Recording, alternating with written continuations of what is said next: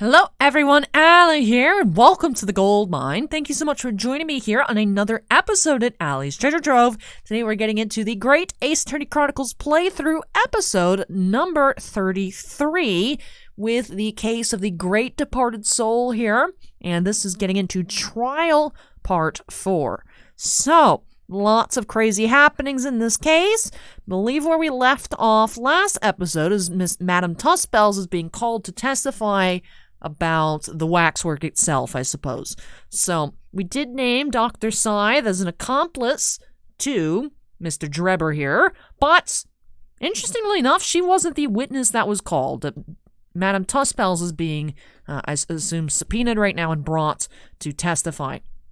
So I'm very curious to see how things are going to unravel here. I feel like we still have a lot of questions for this being what I think is the final part of this particular case.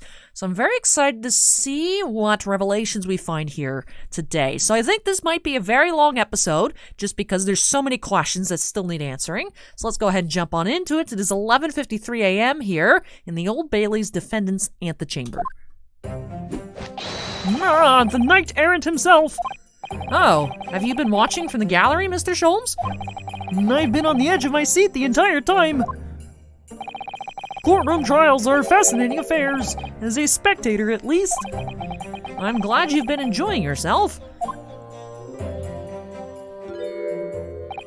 I have to ask, what on earth is going on? It makes no sense. What's this professor business all about? He doesn't look like any professor I've ever met before. Who even is he? Ah, of course. You were in Germany already 10 years ago. Yes, the professor. When I discovered he was the one who had been abducted, a sense of foreboding stirred within me. But who knew the monster would come knocking at your door? My heartfelt sympathies. As it turns out, Lord Van Zeeks is even more intimately tied to this case than any of us realized, isn't he? Yes, how true! His great friend from university in the dock. And now a waxwork of the killer who took his esteemed brother's life makes an appearance, too. And I imagine even the shrewd Mr. Reaper failed to foresee that kick in the teeth. An extraordinary move on your part, my dear fellow, to throw that in front of the man. You make it sound deliberate. And I can't help feeling that this professor case is really very puzzling. Oh yes, in what particular manner? Well, there's Mr. Drebber, Dr. Scythe, and Lord Van Zeeks. And it seems that everybody in the trial has a link to the case somehow. Yes. In fact, I alone am not a member of the set. No, that leaves me as an empty set, all alone with no intersection to any other. Excuse me! I'm never right. I never guess who pops out of nowhere correctly. Excuse me? Excuse me? There we go. Dr. Scythe, hello. I totally didn't just accuse you of heinous crimes, no. Dr. Courtney Scythe, née Stevens. Good day to you. Hello, Sholmes. That was very shrewd of you. What in particular, pray? You requested that 10-year-old autopsy report from Gregson, didn't you? Why would you assume such a thing? Because Gregson told me.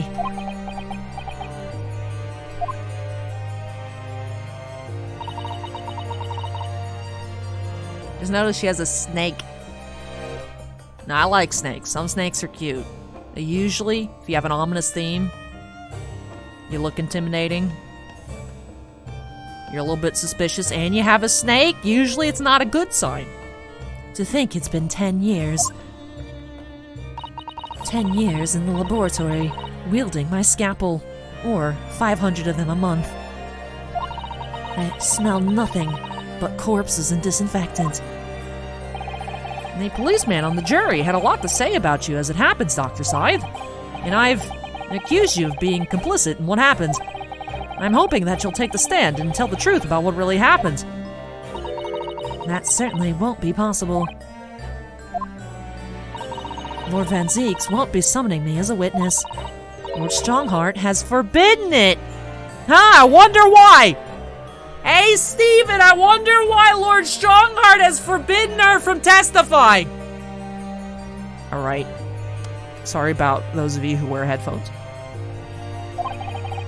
Lord Strongheart? The Pandora's box you were warned about is the Professor case. But please don't make the mistake of thinking you'll get any information about it out of me. But attempting to hide from the truth, that's cowardice! You tell her, Susato. I have always fought crime in the way that I see fit. I have no regrets, none at all. Oh, they're up to something. They're up to something, all right. All right, so I guess this might not be the lengthy episode I predicted just because she won't be testifying. So I'll have to extract what happened from elsewhere. And I have a feeling, unfortunately, while the jury will rule in our favor, that this isn't going to end here. I mean, obviously, the jury has to proclaim Harebrained innocent. I mean, that's how these games work, you know? But, and that's all I came here to say. So, good day to you.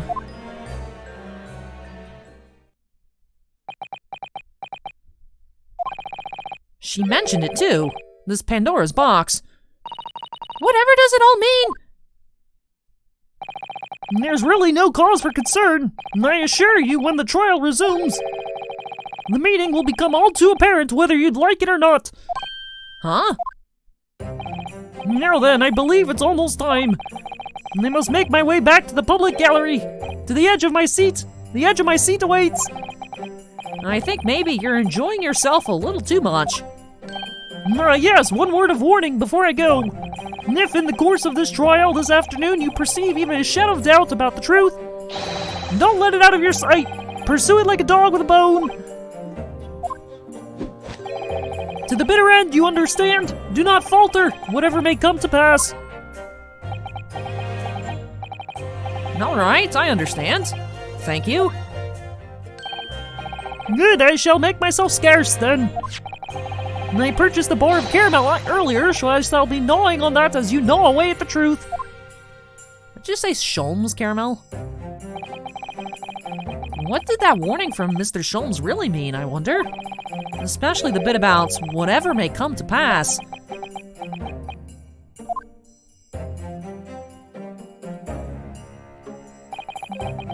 It's time for the final chapter then. And I'm determined to find the truth. No matter what. No matter if it means overthrowing the entire British government and legal system. Plot twist, Cosima murdered Mr. Aspen. I hope not, that'd be horrible. Alright, so it's been a whole hour, nearly. The Old Bailey courtroom. The Old Bailey! Welcome back, everybody. In the name of Her Majesty the Queen, I hereby reconvene the proceedings of this court. Counsels for the defense and prosecution, are you ready and able to continue? The prosecution is ready, my lord. Yes, my lord. The defense is also ready. As the court is aware, the case under our scrutiny began with a damaging incident at the Great Exhibition. Yet now we find ourselves embroiled in the details of a convicted felon who was sent to the gallows a decade ago. This trial has certainly defied all expectation, as seems to be the fate of all trials in which this Nipponese is involved, my lord. Oh, you're one to talk, Van Zeeks. It's almost like you've been the only person we've gone against, and I've been the only person you've gone against since your return to court. But oh, it's my fault. Okay. So then, let us begin our exploration of the defense's assertion that the waxwork was cardinally involved in this matter. Lord Van Zeeks, my lord, are we still awaiting the arrival of Madame Tuspels? Not at all. She is in the antechamber as we speak, and ready to be summoned.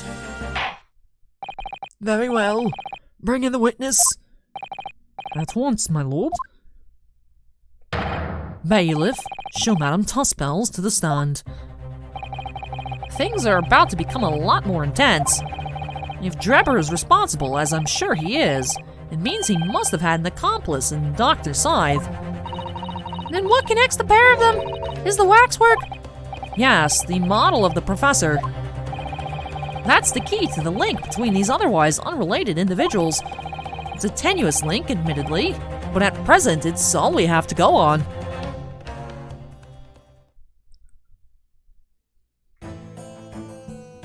She's actually just building a Sholmes waxwork. State your name and occupation for the court, please. My name is Madame Esmeralda Tuspels. I'm a waxwork artisan and the proprietress of the Madame Tuspels Museum of Waxwork. You'll have to pardon me for working as I testify. My new exhibit must open very soon. Oh, so he finally gets a statue, does he? Now there are 2 of them in the world. Oh my! What expression is she carving onto that face? A number of days ago, a particular waxwork model was stolen from your museum. Can you confirm this? Oui, that is true. At first, we believed it had been kidnapped. A waxwork model? Kidnapped? Yes, my lord. There was a demand for ransom money left behind by the culprit. However, according to what I've just been told outside the courtroom, that was not the true reason. I understand it was utilized as a substitute for the body of a murder victim. At present, that is no more than conjecture proposed by the defense. This is the victim of the case in question, Mr. Odiasman. But of course, I know him well. He is a part of my odious personage exhibit. I detest to say what is evident, but Mr. Aspen does not resemble the professor at all. Yes, but perhaps their faces are very similar? Are you suggesting that we should see now the demasked visage of the professor? I have here the key, but it is strictly forbidden to open the lock. This is absurd. Pardon? I don't know what face you've carved onto your fancy figure beneath the mask, but clearly, it won't be that of the actual killer. Indeed. The man's identity was never made public after all. The trial took place in a closed court. The proceedings were strictly confidential. The condemned man was summarily executed. His identity remains a close-guarded national secret. There is no possible way that a repository of tawdry exhibits could get its hands on that information. Quel dommage. It would seem you are unaware of the Tuspels principles. What principles? Oh, that I like to go touch the dead body and then, do things. The family Tuspels has always prided itself on sculpting its models à la perfection. Every detail, including the visage, is fashioned with complete fidelity. Et voila, en principle. There's a well-known legend about the Tuspels waxworks from the time of the French Revolution. A member of the Tuspels family is said to have made a waxwork of the queen who was executed. Oui, that is true. It was a century ago now. I believe the queen's face was carved in the minutes following her death, actually at the guillotine site. You are correct. The model's on display still in the House of Horrors. We Tuspels will stop at nothing to obtain a faithful replica of our subjects. Dear me, a somewhat disturbing tenacity of purpose. It is the only way to obtain a truly lifelike representation of the subject. And it has been my family's secret for generations. Do you mean to say that beneath that mask? Oui, the true visage of the killer is there. This is ludicrous. It is out of the question. The professor spread terror throughout Great Britain. As a result, the Madame Tuspel's special exhibit remains extremely popular even today. The killer, emerging from his own grave, it is a sight to behold. You should come. I think, madame, it would be beneficial to hear your formal testimony on this matter. You'll explain every detail of this macabre model and your personal involvement in its creation. With pleasure.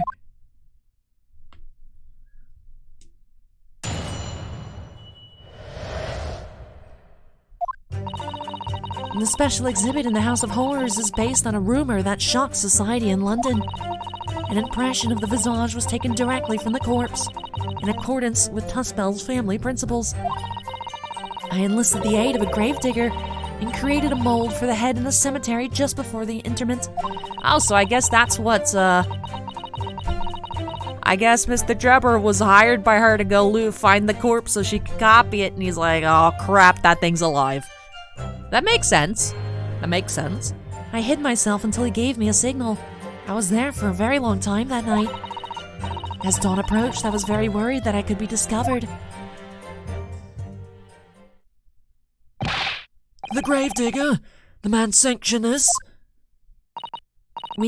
I will do all that is necessary to achieve the true resemblance my family is celebrated for. Oh, okay, so it's the person who dug the grave, not actual Mr. Drebber. So, she was there when he was first put in the ground, I suppose, then. Nobody else knew, only the gravedigger. What harm did it do, huh? So you truly saw it? The face of that monster? Naturally, I was aware at the time that his identity was a secret. But Tuspels would not be Tuspels if we did not insist on absolute fidelity to our sculptures. I don't believe this. I myself have seen the special exhibit at your museum, madame. A truly blood-curdling scene in which the murderer is emerging from his own grave. The scene it depicts was the subject of many rumors in London 10 years ago. How old were you? Were you like a 16-year-old breaking in? Yeah. Like, alright, yo, I'm 16, you wanna let me into the graveyard? Dude's like, sounds fine, sure. Interesting, okay. I have here a newspaper from the time. The special exhibit was based upon the picture in this article. Oh!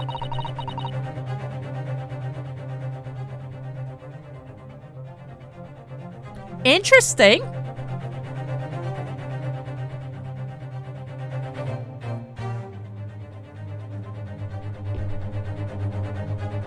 I wonder what Mr. Aspen has to do with this. I don't know, man. I don't know. I think there's a link. I think Mr. Drebber was lying about there not being a link.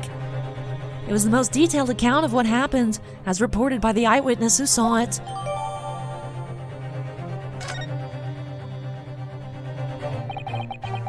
Man rises from the grave. It's too absurd for words. Oh yeah? This is the dude who believed in instantaneous kinesis. The public enjoy absurdity, monsieur. That is why I have reproduced the scene as carefully as possible in my museum. And it's a waxwork from that exhibit that was stolen some days before the incident at the Great Exhibition, wasn't it? That is correct. The professor you see before you here. Most puzzling. Counsel for the defense, proceed with the cross-examination.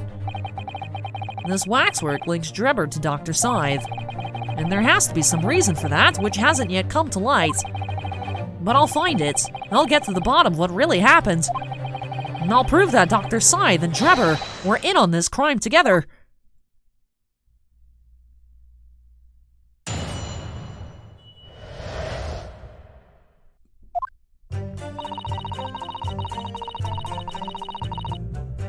Hold it!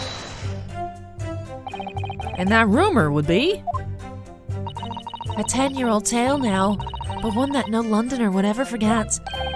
Alright, I know just what you're talking about, I think. Of course, it couldn't be anything else. Yes, that story will never disappear. The tale of the condemned killer rising from the dead. That is the central attraction of my House of Horrors. The rumor was whispered all over the city, and it was like this. It was in Lowgate Cemetery behind the prison, in the dead of night after the execution of the killer. The interred professor slid back the stone slab, covering his tomb, and emerged from his grave. A young man who witnessed this felt his scream welling up inside him. But an instant later, he heard an ear-splitting gunshot from over his shoulder. The bullet struck the emerging corpse, and he fell motionless once more. The scream finally found its way from the mouth of the young witness, who turned and ran for his life.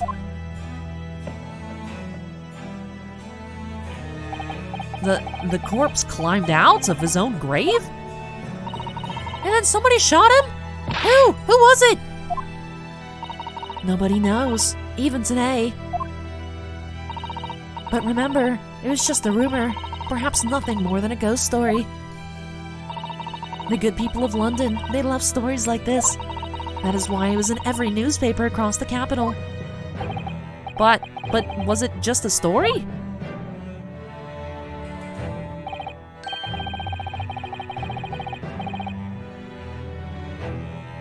I like this down here, Mad Sheep Rampage.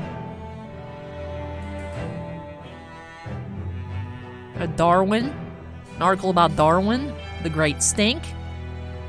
Krakatoa eruption. Oh, that gives us actually a good date for this. Krakatoa. When did Krakatoa happen?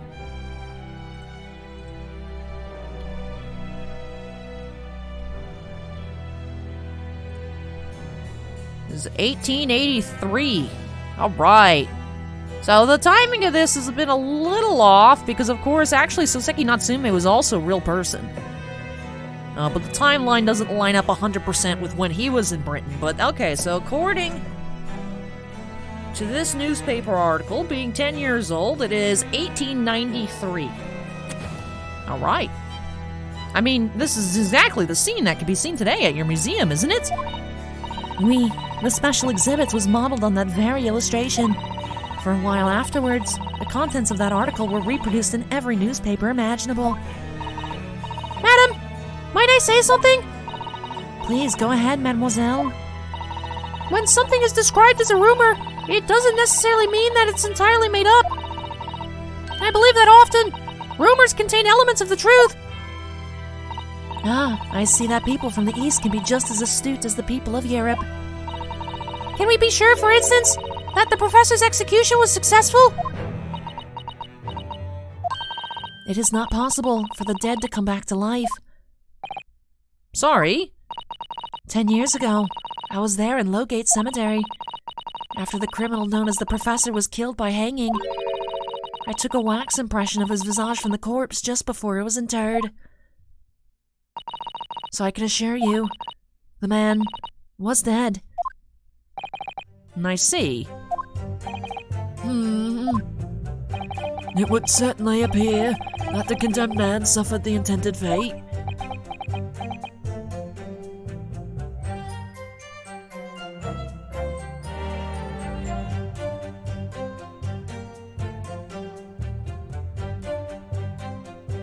Alright, I just want to say right now, getting it off my mind. For some reason, I thought the professor went by guillotine, but he went by hanging. I guess all the talk about the Tusk Bells and the French Revolution made me think it was guillotine. So the professor's body had a broken neck. Mr. Assman's body has a broken neck. The coroner is shifty.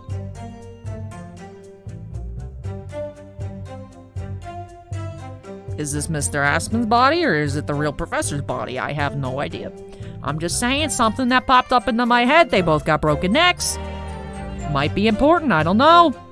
Mr. Sholm said to not let go of anything. I'm not letting go. I'm speaking it into an existence. I'm just letting y'all know. I don't know if anybody else was having weird thoughts about that, but I was having some weird thoughts. All right.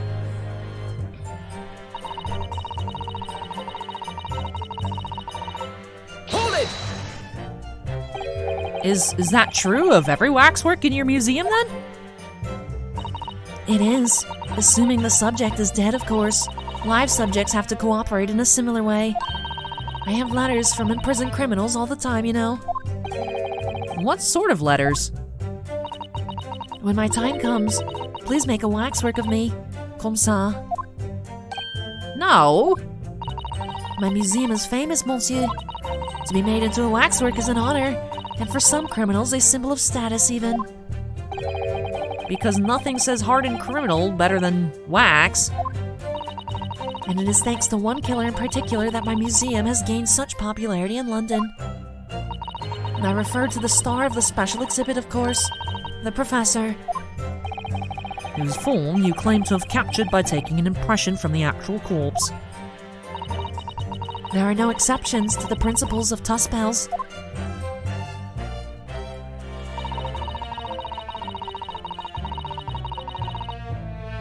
Hold it! Surely that's illegal, isn't it?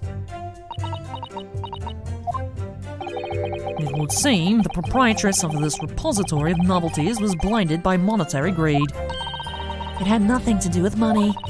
The man is a part of London's criminal history. That is why I had to sculpt him, to record this history. It is the raison d'etre of the Tuspels Museum. But if the man was convicted in a closed court and sent for immediate execution, then surely nobody but the members of the judiciary present know the killer's true identity. I assure you, behind that mask is hidden the true face of the Professor. Do you realize what you're saying? The Professor's identity is a national secret. I understand. And now that the truth about the special exhibit has been revealed, it must perhaps close. Of course it will, as your entire museum if you don't tread carefully, madame.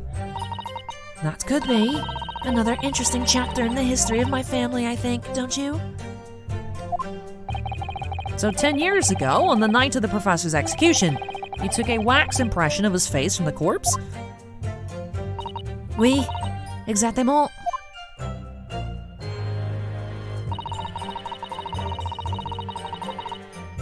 Hold it! You were there longer than you expected to be. I had some difficulties in capturing the subject's form correctly. As I removed the mask, the mouth of the cadaver fell open. I had some problems with the chin. Dare I ask?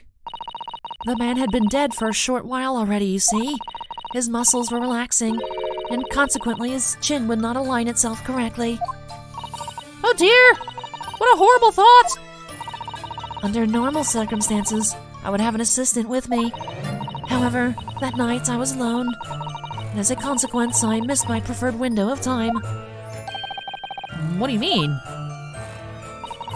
When I take the impression of the visage of a cadaver, I always wait until 3 hours after death. Why 3 hours? Is that amount of time significant? It is because of Rigor Mortis. Rigor Mortis? It's a name given to a phenomenon that occurs in recently deceased bodies. As a rule, 3 hours post-death, the muscles in the body begin to stiffen. By approximately 10 hours post-death, the entire body is completely rigid and inflexible. And then from that point on, the muscles slowly start to revert to their relaxed state. The effect is often used to estimate the time of death when a body is discovered. Well, that was an education, if a slightly scary one. As the Mademoiselle says, Rigor Mortis commences 3 hours after death, and it starts in the jaw. I see. So that's why you wait. Before that time, the mouth falls open, and it is very difficult to do my work. It's getting hard for me to do my work with all this talk of corpses. I wonder about that information in the courts. The courts just heard from Madame Tuspels. I think it's significant. The information about Rigor Mortis that you just shared with us, would you mind including it in your formal testimony? I believe it could be significant, you see. Of course, I do not mind at all. I can't help feeling that after this latest topic, the atmosphere in the courtroom has become extremely grave. Oh my god, Susato. Can't believe you've done this. Even the music stopped for that. She's so proud of herself, too. No. This is no time for jokes, Miss Susanto. No time for puns. Madame, kindly amend your testimony as discussed. Bien sûr.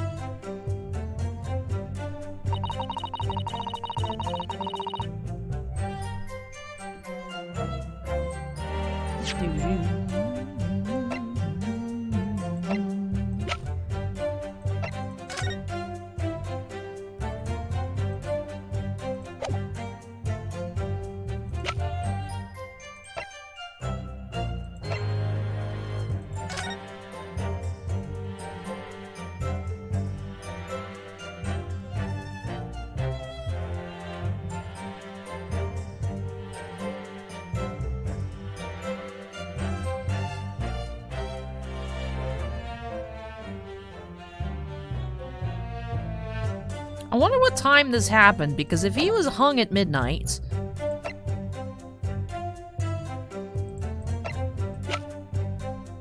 Not sure how this all relates, but... I do feel like it's important, just not sure why. Rigor Mortis being the phenomenon you described, whereby the corpse becomes stiff after death. I think you said that it starts at the jaw about 3 hours post-death, is that right? Oui, c'est ça. Of course, the exact duration depends a little on the season. I didn't realize a waxwork artisan would be so well versed in the subject. No, that is only elementary knowledge in the field of legal medicine. Well, I had no idea about it, but maybe I won't admit to my ignorance about forensic science. I could ask my father to give you a very simple primer if you'd like. I think corpses should be your domain. I'm not good with them. Oh dear! I'll do my very best!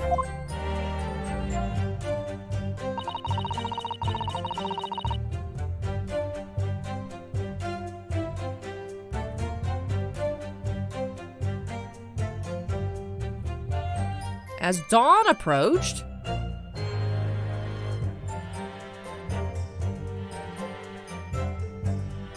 What is the timeline for her going to the body? Hold it! You say that dawn was approaching? What was the time of day then, approximately? Well, I could not say. But when I left the cemetery with my utensils and wax, the morning light was becoming visible. The execution took place on 17th June, which had the earliest sunrise of that year. Indeed it did. First light would have been at around 4:40 in the morning. That really is early. The fact is, I had very little time, so I finished my work in half an hour. It was necessary to complete the impression and bury the body before daybreak, of course. If somebody had discovered me there, it would have been a catastrophe, so I had to hurry. Is it me, or does Mr. Sholmes seem to be taking shape more quickly now, too?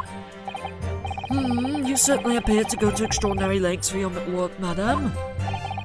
I wonder, is what she said particularly significant? Yes, that is significant.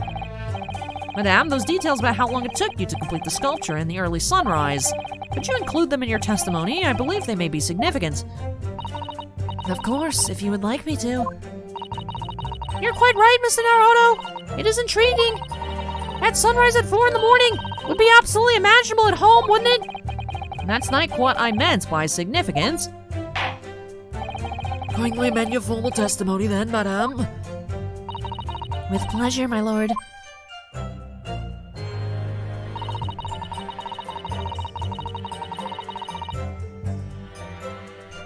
Hold it! Did you have reason to believe he might be discovered once the sun came up or something? I had paid the gravedigger money to keep my little secret, of course. But with all the morning lights, I knew that the warden from the prison would commence his patrol of the area. Couldn't you just have paid off the warden too, then? I had already paid the gravedigger, as I said. You cannot buy the silence of everyone, or the secret no longer a secret, huh? The sunrise was at 4:40 a.m. that day, which means that it would have been around 4 when you began your sculpting work. Oui, that must be correct. That would be when the gravedigger gave me the signal to come out of hiding. So, that's all I have to go on. What's your feeling, Mr. Naruto? For some reason, Dr. Scythe went along with Drebber's plan. Now, if that's really true, then the professor is the only other thing we know of that links the pair of them. so I feel sure that waxwork must be a clue to this mystery somehow. In that case, we must use this cross-examination to uncover what exactly it means. Otherwise, the jurors are sure to revert their leanings, and the trial will be over. I agree, but interestingly, uncovering what the professor has to do with all of this means more to Lord Van Zeeks than anyone. That's the impression I'm getting, anyway. Yes, as do I. And after all, he has a profound connection to the professor as well.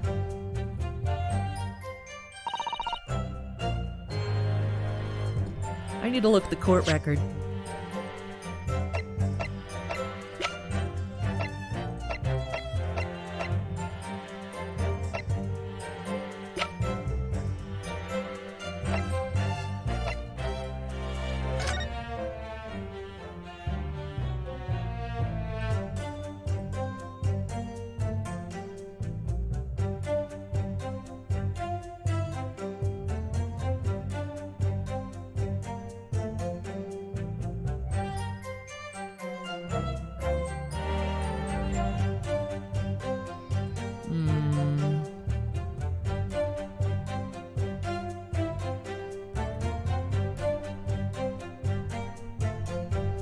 Geology.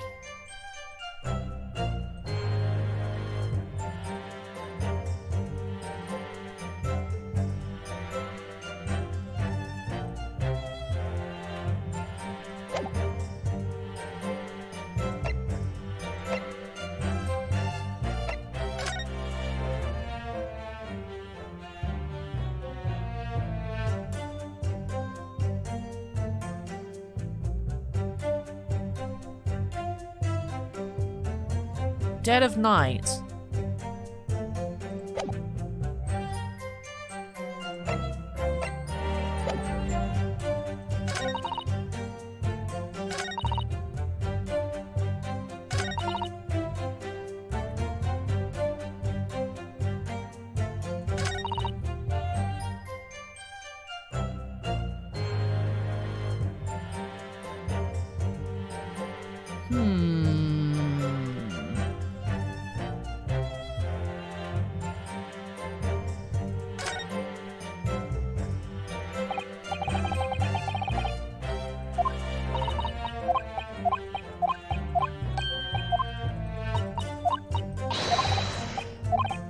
I have to find what the article contradicts in her testimony.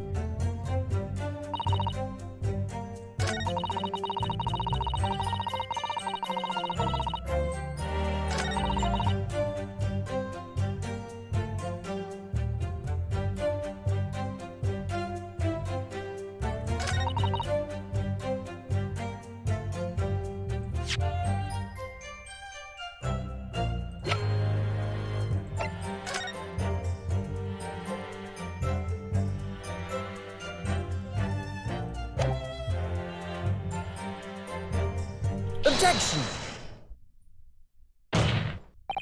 Madame Tussbells, I have here an autopsy report that was filed 10 years ago now. It confirms the death of the professor following his execution at the gallows. And is that a problem? I believe it is, because your testimony and a particular detail in the reports completely contradict one another. If she was doing it at 4 in the morning, he should have been stiff. If he died at midnight. Quoi? Are you going to explain yourself, my Nipponese friend? And according to her testimony, Madame Tussbells was creating her wax impression just before dawn. And at that time, Rigor Mortis had not yet set in. Am I correct so far, Madame? You are, yes. As I said, the stiffening of the jaw is the first sign of rigor mortis 2 to 3 hours after death. But the man's chin was limp, so he cannot have been dead for a long time. But on the other hand, if you look at Dr. Scythe's reports, it quite clearly states the following. Death by hanging confirmed at midnight, 17th June. No. If the professor indeed died at midnight that day, then by the time you were sculpting his face, rigor mortis would have already set in. Oui, yes, you are right.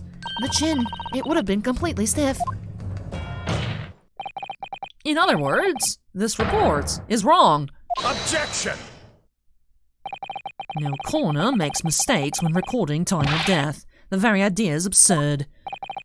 In that case, there's only one possible conclusion. The execution didn't actually take place at the stated time. Impossible? Order! Counsel, this is beyond folly. Not only do you indict the author of the report, Dr. Scythe, but you also implicate members of the staff at Barclay Prison where the execution took place. By hey, extraordinary. Not in my day. My learned friend appears to have overlooked one very crucial fact. What fact? The professor died that night, without question. He did. Of course he did. I moved the man's limp jaw with my own hands. Objection. There was... Yes, the professor died that night. But what if he didn't die at the gallows? Didn't die at... Are you insane? What exactly are you suggesting did happen in that case? It's almost impossible to believe, but it would explain the link between Dr. Scythe and the professor and that one other person of interest. And I have evidence that will explain exactly what I'm suggesting happened that night. Counsel, present the evidence at once. The evidence that allegedly explains what really happened on the night of the professor's execution.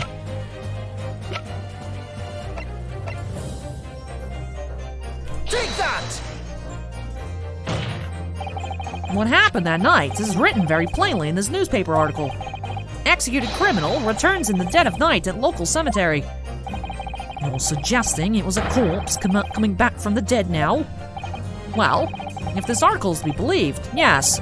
The professor, assumed dead following his execution, emerged from his grave and was killed again. Objection! Don't be a fool. That's simply a rumor published by the gutter press. Can you be certain of that? Are you serious? The point is, as the article says, there was a witness to what happened. My word, yes indeed. May we, the young man who stole into the cemetery by chance that night. Objection! Of course there was a witness. The story didn't write itself, but obviously the man made it all up. And in any case, this was 10 years ago now. There would surely be no hope of finding him. Objection! He's literally the half-android dude! Are you kidding me? On the contrary, my lord, we all know this witness very well. What? Are you suggesting, counsel, that you've identified the person in question? That you know who claims to have seen these utterly incredible events take place? Yes, my lord. In fact, you could say that he's right here, before my very eyes. You will substantiate your latest claim now then, counsel? Who was the alleged witness of the staggering scene in the cemetery 10 years ago? Obviously the android. Take that! The man in question is Mr. Enoch Drebber. Drebber? The previous witness? The special exhibit in the House of Horrors at Madame Tussbell's Museum of Waxwork recreates that decade-old scene in great detail. The condemned criminal emerging from the grave, and beside the tomb, a young man with a lantern stumbling upon the terrifying sight. And that young man is a 10-year younger Mr. Enoch Drebber.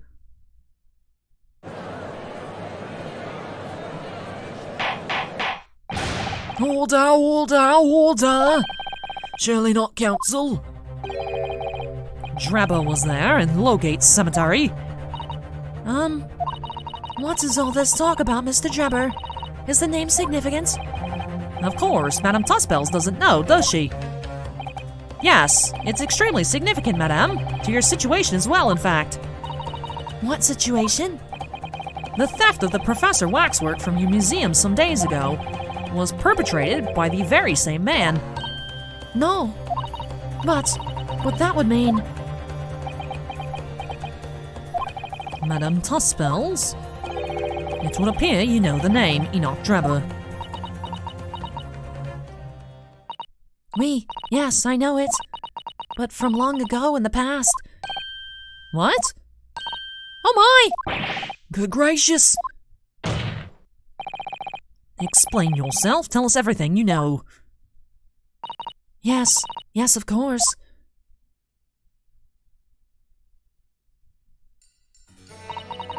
The story of the young man and the terrible sight he witnessed in the cemetery 10 years ago was published in every single newspaper in London and throughout Great Britain.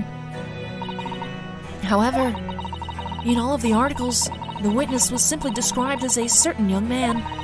No details were published about his identity. His name was never revealed. That is, apart from in one newspaper. The Daily Circus. It is the paper from which comes the article I've already shown the court. You're saying that his full name was only publicized in that article? Goodness me, yes, here it is. The university student who experienced this shocking event is Mr. Enoch Drebber, a disciple of science at the University of London and a resident of its student dorms. Unbelievable. It's almost like I read that with a magnifying glass 5 minutes ago. When I read the article, I went to meet with the man. His discovery of the condemned criminal coming back to life in the cemetery in the dead of night would make a perfect exhibit for my house of horrors, whether it was the truth or not. I see. I see. For some reason, I turned into Mr. Van Zeeks there, but... So you went to meet Mr. Drebber in order to sculpt the waxwork of the man, did you? Exactement. He was studying science at the University of London in those days. He was just a poor student. I paid him £5 to model for the waxwork. And since that time, it has been in my museum to recreate the scene of terror from the cemetery.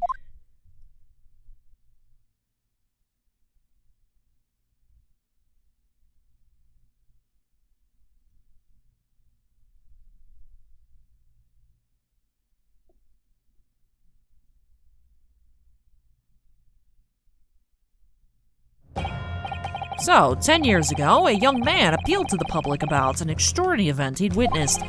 A criminal who had been put to death, re-emerging from his grave in the middle of the night. But the public treated his claim as nothing more than an amusing anecdote that was soon forgotten.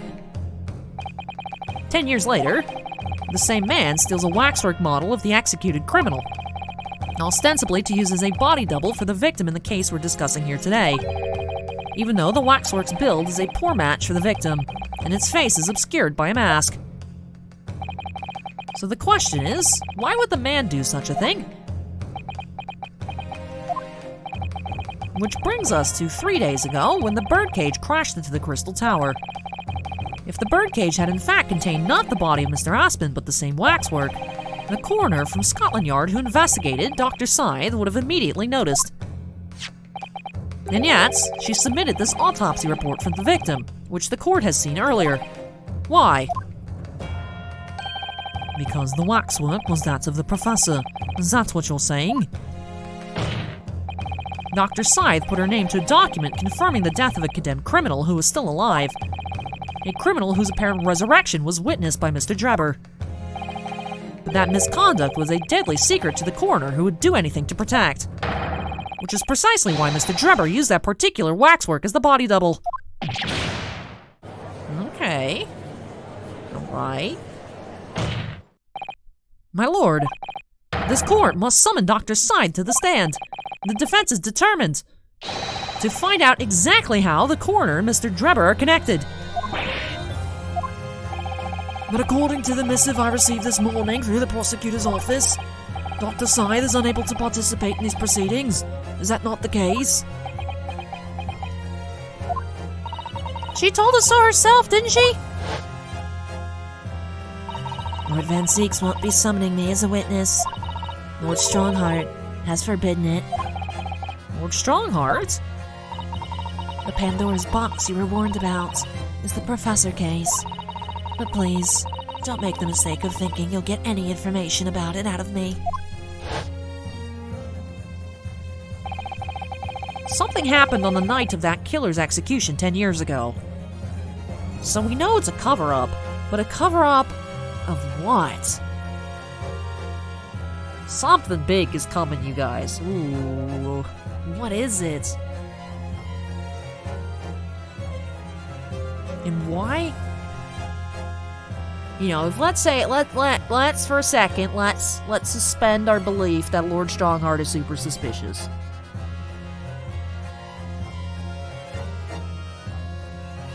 Why is he assisting in a cover-up? of his number one buddy pal, who he wants to be the lead of the official forensic team when he becomes the Attorney General.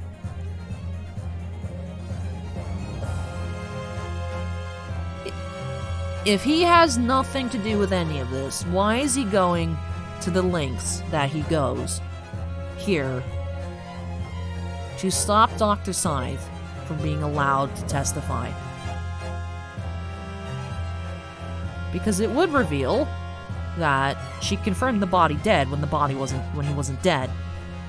But also, who shot the professor?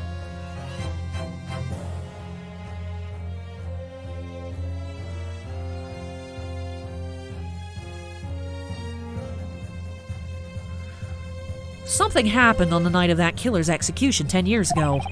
And surely nobody would want to get to the bottom of that more than Lord Van Zieks.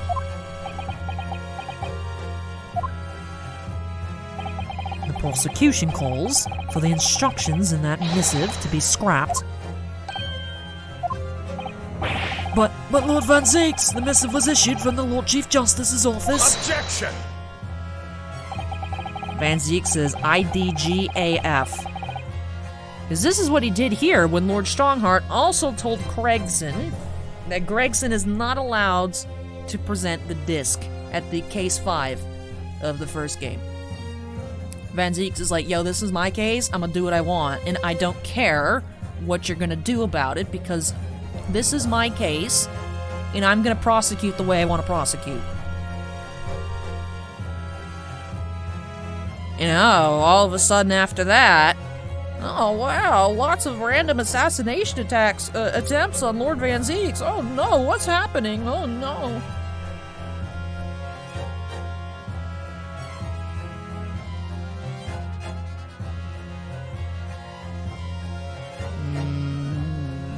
The assigned prosecutor has the final say on policy in any particular trial.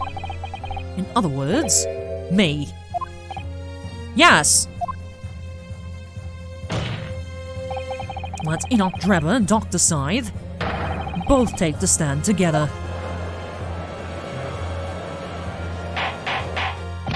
Hold on. Very well, I will uphold your request. Bailiff, send a subpoena with immediate effect addressed to Dr. Scythe of the Forensic Investigation Team. The woman is compelled to attend on Her Majesty's orders. Alright then, Enoch Drebber and Dr. Scythe.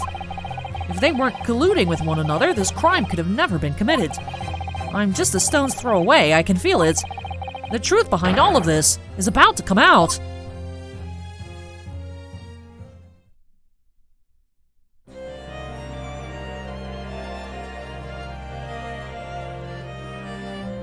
Yeah, this feels like some evil Kingdom Hearts music. This is some Xehanort theme. That's what it feels like. This is some random younger Xehanort theme. I can just imagine us walking up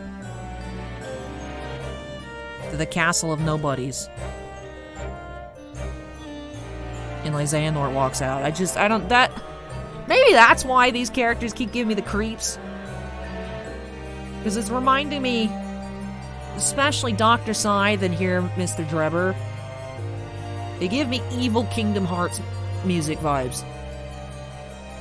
Like, oddly foreboding, enchanting music.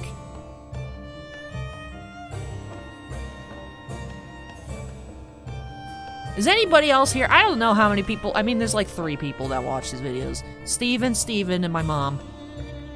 Sinvicta sometimes. I don't know if Sinvicta watches all of it, but he's been commenting recently. Andon listens. So I don't know how many of you are familiar with Kingdom Hearts. Those of you that are watching these on the regular, staying up to date and trying. You don't have to stay up to date, I know it's difficult. But does anybody understand where I'm coming from with this?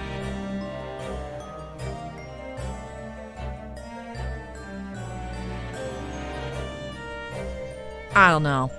It might be skewing my perspective of some of these characters. I'm like, that sounds like evil music. I've heard music like that before, and it didn't work out very well last time, so I don't trust it. I mean, it's been working out in my favor here. So, but anyways, this is a good theme. Thank you for your attendance at such short notice, Dr. Scythe. It's almost like you were waiting outside anyways. I'm disappointed in you, Lord Van Zeeks. You've completely betrayed the agreed policy of both Scotland Yard and the prosecutor's office. Betrayal is not in my nature, as long as the truth isn't compromised. If it is, if there's even a hint of wrongdoing, then no matter whom it concerns or disgruntles, I will pursue the matter to the bitter end, as would any prosecutor worth his salt. Mr. Drebber, you took the victim's life by means of a machine that you constructed in your workshop. And Dr. Scythe, as the investigating coroner, you were the first on the scene to examine the victim's body. It is the belief of the defense that you collaborated with each other and were both complicit in this crime. And where's your evidence? At present, we have no definitive evidence, but we do have a very significant clue. What are you talking about? And I'm talking, of course, about the waxwork. This model of the killer known as the Professor, who was sentenced to death 10 years ago. You don't need to tell me. I witnessed the man's execution with my own eyes, and officially pronounced him dead. That remains to be seen. Is that so?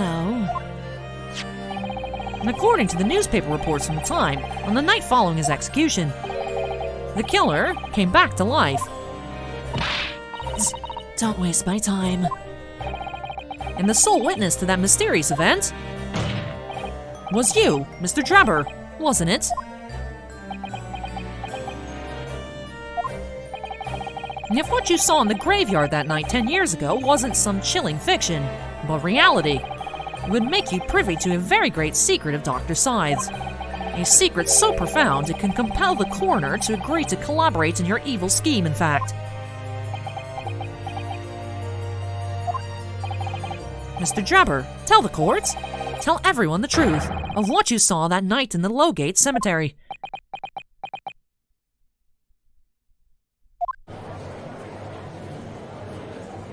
So he was a student who saw it. You can see the resemblance, actually, can't you? With the man in the Madame Tussbells, I mean. Surely he's not going to claim that is really what he saw, especially not after all these years. Well, I didn't know Susato joined the public gallery. He was a research student at the university, wasn't he? And a bit too clever for his own good, if you ask me.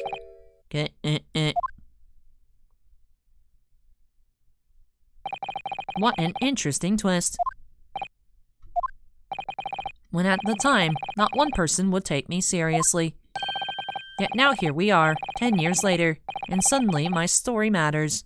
And in a court of law, too. This man's like, I got traumatized 10 years ago, no one gave a single poop. Now everyone gives a poop. My life would have been so much better if you were just here 10 years ago. Very well then, if everyone so wishes. Let's be frank, I'll tell you the truth of what happened that night, for what it's worth. Oh, she don't like that.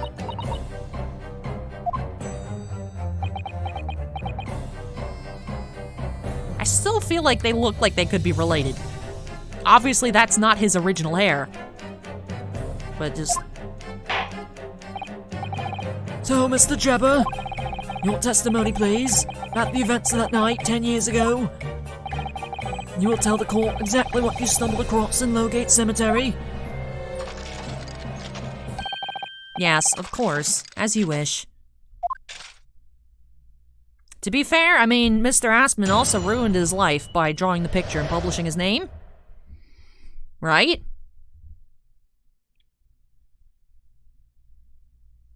I don't know. I'm seeing a long con revenge plot.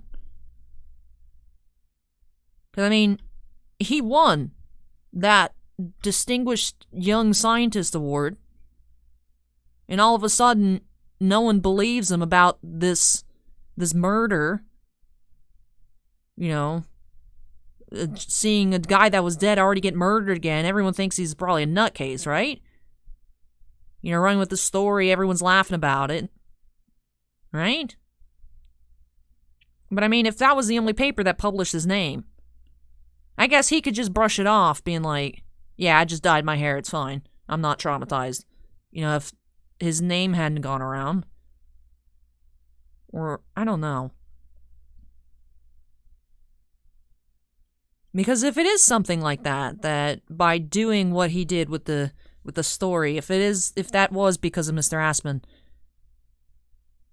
you know, you sign that thing that, oh, yeah, I would never kill you. Look, I only get money if you're alive. But it's not about the money.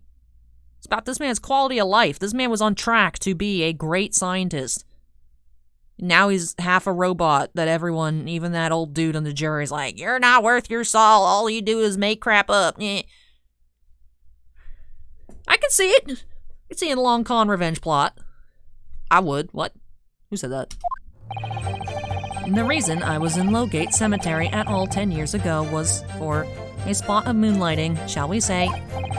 Yes, the illustration in that newspaper article was based on what I witnessed that night. But thinking back now, I realized that I never actually saw the professor. Soon afterwards, I was visited by a young woman who sculpted a model of me from wax. Then I gave up on my dream of becoming a scientist. It was all because of that newspaper article. Wait a minute. You're claiming you didn't actually see the professor now?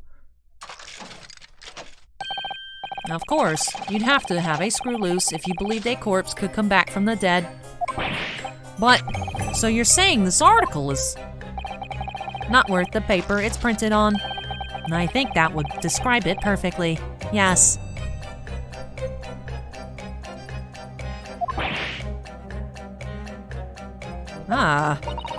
If the details in the article aren't true, it nullifies your argument for why Mr. Drebber and Dr. Scythe would have been working together.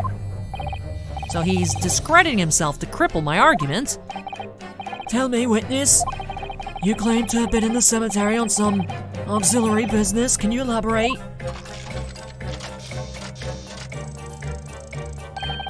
That's right, grave robbing, to be precise. As you know, Lowgate Cemetery is at the rear of Barclay Prison. So among students at the university, it had a reputation for being haunted by the ghosts of condemned convicts. Grave robbing, you say? Yes, exhuming fresh corpses to sell is reasonably lucrative. Of course, I never laid a finger on any valuables buried with the dead. So you were one of these so-called resurrectionists, a particularly unpleasant scourge on society. Actually, my fellows and I went by another name. The Repurposers. That is quite beyond the pale. So you'd invite divine retribution, sir? Yes, well, I think I suffered retribution enough. The Daily Circus eventually unearthed my name and put it in print. It caused me a great many headaches. In the end, I had to leave the university. That was the only paper with the bad grace to identify me unambiguously, I might add. I see. Out of interest, who drew the illustration for this article? Yes, that was the reporter who exposed me. He sketched that right in front of me as I described the scene.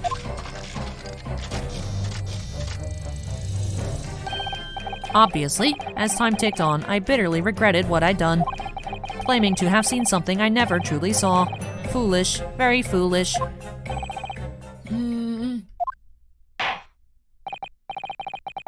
Long con revenge plot. Well, counsel for the defense, you may proceed to the cross-examination now. At once, my lord.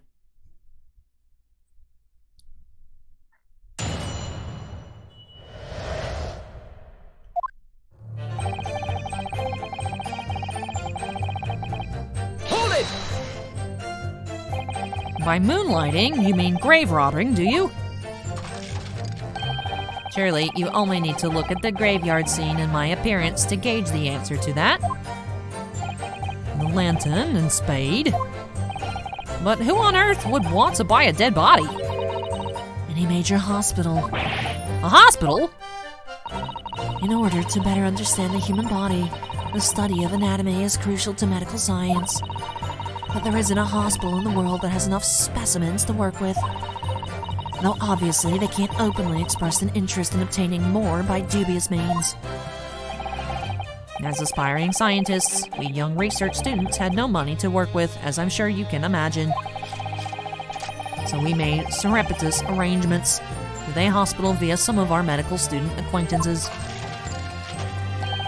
We would never take anything of value from the graves. It was all for the furtherance of science, you see. That's what we all told ourselves every time we stole into the graveyard at night, spade in hand. You realize body snatching is a serious crime? And if you were caught, you could expect the gravest of consequences. We students were caught between the hammer and the anvil. We needed funds for research. Professor Hairbrain said exactly the same. I'm quite speechless at the apparent levity with which you've revealed this abhorrent behavior. Well, if you wanted to know why I was there at Lowgate Cemetery, that's the reason. But I never expected it to end the way it did. That I regret to this day.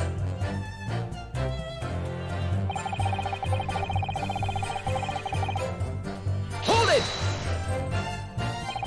And the strange happening at Lowgate Cemetery, which you now deny. Not entirely. I ran to fetch the police at the time, you know. I was shaking like a leaf. But they didn't believe a word of it. In fact, I was very nearly arrested myself. So you went to the papers instead. And I started big with the London News, but unsurprisingly they didn't want to know either. In the end, though, it was reporters from the gossip rags, the gutter press, that came to get my story. And it spread like the plague through the capital, as gossip-hungry Londoners lapped up the tale. The story was in every single paper at the time, with the exception of some broadsheets. And yet only 2 or 3 of them actually interviewed me personally. Most of the accounts turned out to be very interpretive of ghost stories. What about the article in the Daily Circus? That particular journalist found me at my dormitory. I don't know how, but he'd discovered my name. So I recounted to him exactly what had happened that night. And from your description, he drew this illustration. Precisely. That's how I learnt the condemned man was the infamous professor. Because the reporter told me so. I had no idea myself, you see. Newspaper reporters are wont to snoop around in matters that don't concern them. So the scene portrayed in this illustration is accurate, then? Well,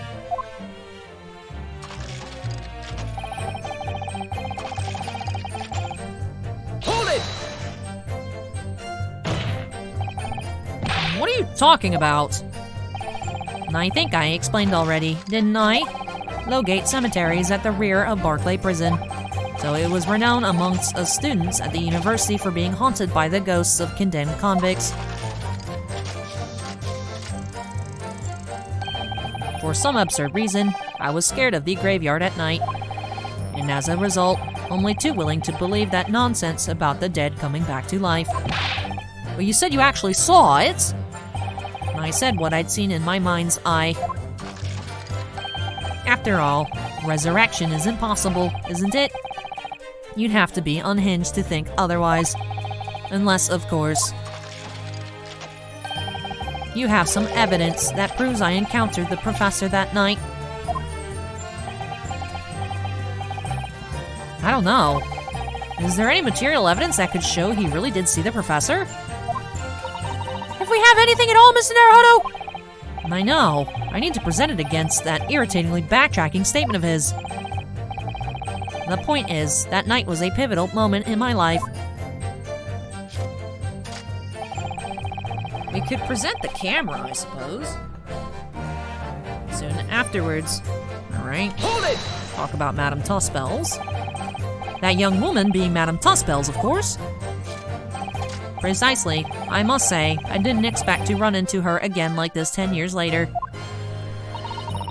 As I have explained, I went by the name published in the article, and comme ça I found the man. Yes, the article in the Daily Circus, I think you said. I was a poor student with barely a penny to my name at the time. and the young lady put 5 pounds in front of me. So you readily consented to having a waxwork of yourself made and gave permission for it to be put on display. And I did. And I should sell what little I had to sell, I concluded. I remember now. And I purchased something else from you that day, n'est-ce pas? The camera. Did you? I can't say I remember. What was it, madame? His camera. Ah. Oh yes, I made a point of taking it with me whenever I made an excursion into any cemetery. You took a camera with you, sir? To what end? To record the details of the bodies I disinterred. But I had no intention of ever visiting a graveyard again after that night, so I sold it. I see. But I still have it, monsieur. It is part of the special exhibit in my house of horrors. I am very meticulous about such details. It is the Tuspel's way. It would seem then that this is the very camera Mr. Drebber took with him to Lowgate Cemetery on the night in question. Yes, interesting.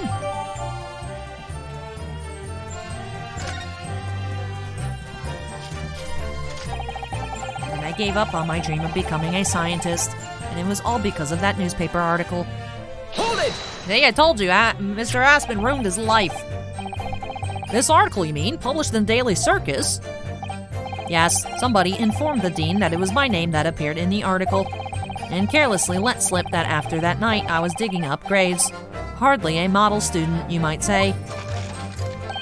The university's reputation was execrably defiled, and I was expelled as a result. Mon Dieu, I had no idea. And having been run out of university, you found employment in a somewhat specialist trade.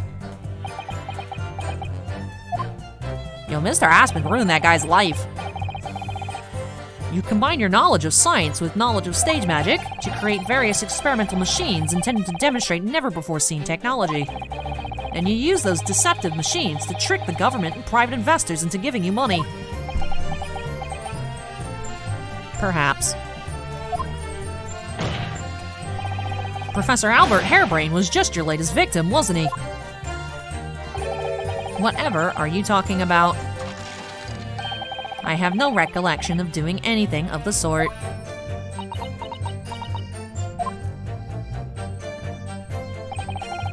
What's Drebber up to? Why would he suddenly change his tune and recant his claim? I wonder if perhaps it's because his circumstances have changed now. What circumstances? Well, if he admits to having seen the professor emerging alive from his grave 10 years ago, he'll expose a secret in Dr. Scythe's past that she would desperately want to hide. Yes, of course. If Drebber and Dr. Scythe are working together now, then if Drebber were to betray her, there would be no reason for her to continue to cooperate. In that case, there's only one way around it. I'll have to prove he really did see it. Prove he really did see the professor's corpse coming back from the dead as he originally claimed. Yes, Mr. Naruhodo, exactly!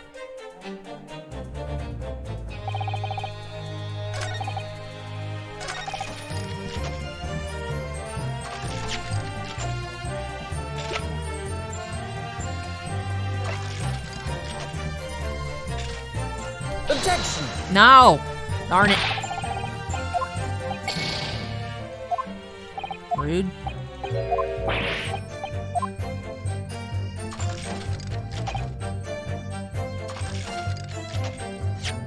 Alright, we gotta present something here.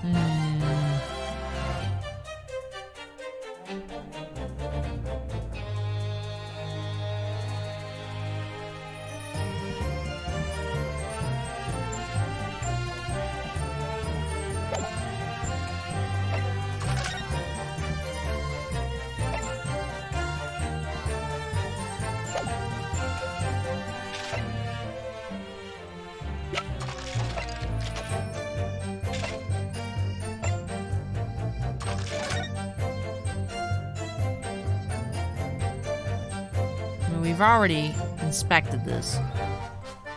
What is it that we need to present?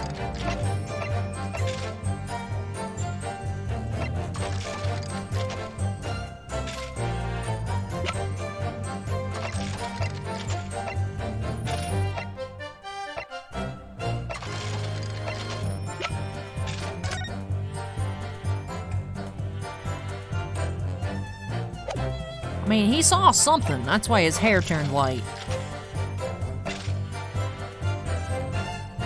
YOLO. Objection! Present this. I'm sorry, Mr. Drebber, but I don't believe that. Don't believe what? In your latest claim, you did see the professor on that night 10 years ago. Oh dear, we seem to be at odds, but I was there, and you were not. I know what I didn't see. The illustration with this article was drawn based upon what you told the journalist that you witnessed. A figure emerging from a tomb, wearing an iron mask. Yes, when the killer was tried 10 years ago, it was decided in the closed court's ruling that the man would wear the mask to hide his identity.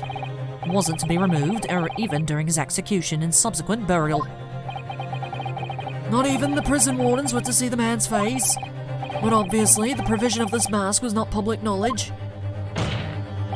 So, Mr. Drebber, as you've just heard. Alright, I wasn't thinking that. I was thinking, oh, Madame Tussbells went to see you off this picture and she made your waxwork. And it had brown hair, and now you have white hair due to shock. That's the line of logic why I presented that. That's also a good point. And a lowly student of the University of London certainly wouldn't have known about the condemned man's mask. So unless you'd actually seen the professor that night, it's inconceivable that the artist would have included the mask in that illustration. Nah. Yeah, he has such a sick outfit. All three of the people on the stand right now have great outfits.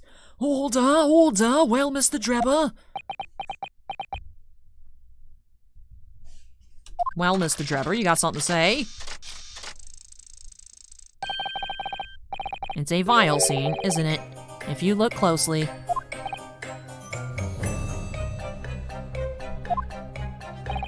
And as I've already been at pains to point out, I was utterly petrified.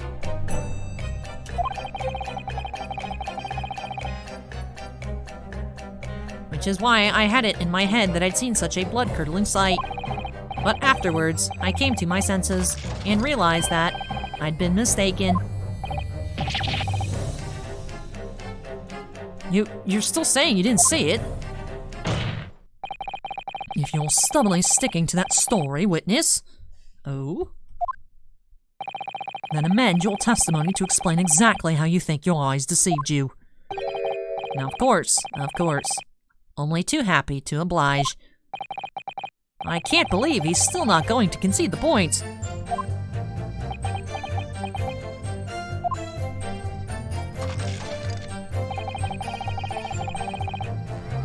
What, in fact, I witnessed was a fellow grave robber at work. Hold it! A fellow grave robber? What are you talking about? Well, I wasn't the only one busy in the cemetery that night, you know. Other body snatchers were at work. And of course, when I saw one emerging from the hole he dug, my heart very nearly stopped. So that's the terrifying sight I actually saw, you see. You're claiming it was just another student on equally insalubrious business as yourself. Many of the medical students would wear metal masks to protect them from bacteria during dissections. Clearly, the fellow was using such a mask to protect his anonymity, wouldn't you say? Objection! But there's more to the story, isn't there? The article goes on to say, in the next second, a gunshot rang out suddenly from behind. The bullet pierced the resurrected man's chest, whose breath then stilled once more. We might assume that the sexton discovered the miscreants at work, perhaps, and fired upon one of them. And if a gravedigger had shot someone in the cemetery, I think it might have been rather big news, my lord. Ah, yes, well. I can only assume it was an embellishment bolted on later by the reporter. Excuse me. Madame Tussbells. Don't take it out on Mr. Sholmes. Oh la la, pardon. I was lost in my thoughts. Would it be fair to say that Mr. Drebber's last remark was significant to you in some way? I thought it was a little strange, that is all. How Monsieur Drebber could claim this now. If you don't mind me saying, madame, what are you talking about? Well, when I met you 10 years ago at your university dormitory, you recounted to me about your adventures in the cemetery, no? Including the gunshot. Stop. You might want to watch your tongue, you know. Objection! Have a care, Drebber. That's no way to speak to a lady. Nyeh. Please, Madame Tussbells, carry on. Of course. According to what Monsieur Drebber told me at the time, he did hear a gunshot from behind him, and the bullet hit the condemned man. I said nothing of the sort. No, you were very explicit about the details. About the mask that the figure was wearing. And the blood that spattered over you when he was shot. Yeah, the camera. We got on the camera because the camera was open. Enough. Shut up, woman. You're making all this up. That will do. Mr. Drebber, Yes. you refute the account just given by Madame Tussbells. I have no recollection of ever saying those things. Come on. Do you really expect us to believe you? Control yourself, counsel. I will not permit baseless accusations in my courtroom. Right. Under the circumstances, I think it best that you supplement your testimony with a statement to clarify your position on this witness. Very well.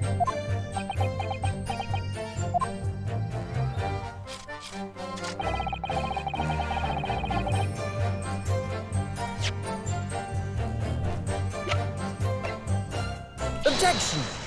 I would like to object to that statement. I would like to object very hard to that statement. Mr. Drebber, do you remember this camera? But that is the camera from that fateful night. Yes, we borrowed it from the House of Horrors. It's the camera you took with you to the cemetery that night, Mr. Drebber. And is that supposed to be significant? This kind of camera is rarely seen in our homeland, so my colleague and I were keen to examine it closely. We noticed that the lens extends forward on the end of some bellows. Like this. Hold it! What's that? There's just on the bellows. It looks like a dark red stain. Ah. That's right. It's a rather conspicuous mark here on the bellows, in fact. Good lord, are you suggesting? Yes, my lord. It would appear to be a spatter of blood. Something that could be confirmed with a simple chemical test. Isn't that right, Dr. Scythe? It would be difficult to determine if it was human blood, not the blood of some animal. But yes, to test whether or not it's blood at all is simple enough. I propose that Madame Tussbells' testimony was correct, and that on the night in question 10 years ago, you were spattered with blood from the gunshot wounds. Well, and that furthermore, you really did witness the condemned professor emerging from his tomb.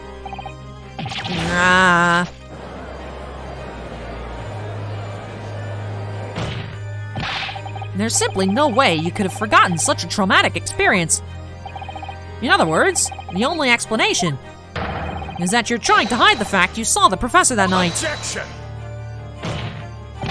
But why? Why would he want to do that? Well, not for his own gain, it would seem. For whose, then? Who could benefit? Mr. Drebber is obviously lying in order to protect somebody. My goodness, he's shielding someone. Yes, my lord. And clearly, it's someone who doesn't want the truth about the professor coming back to life to be exposed. Well, counsel, who is it then? Who is this witness trying to protect by lying about what he saw that night? Take that! The obvious answer is Dr. Scythe. Scythe? What? Whatever do you mean? Imagine if the convict who'd been sentenced to death was not in fact killed. Imagine if that was to come to light.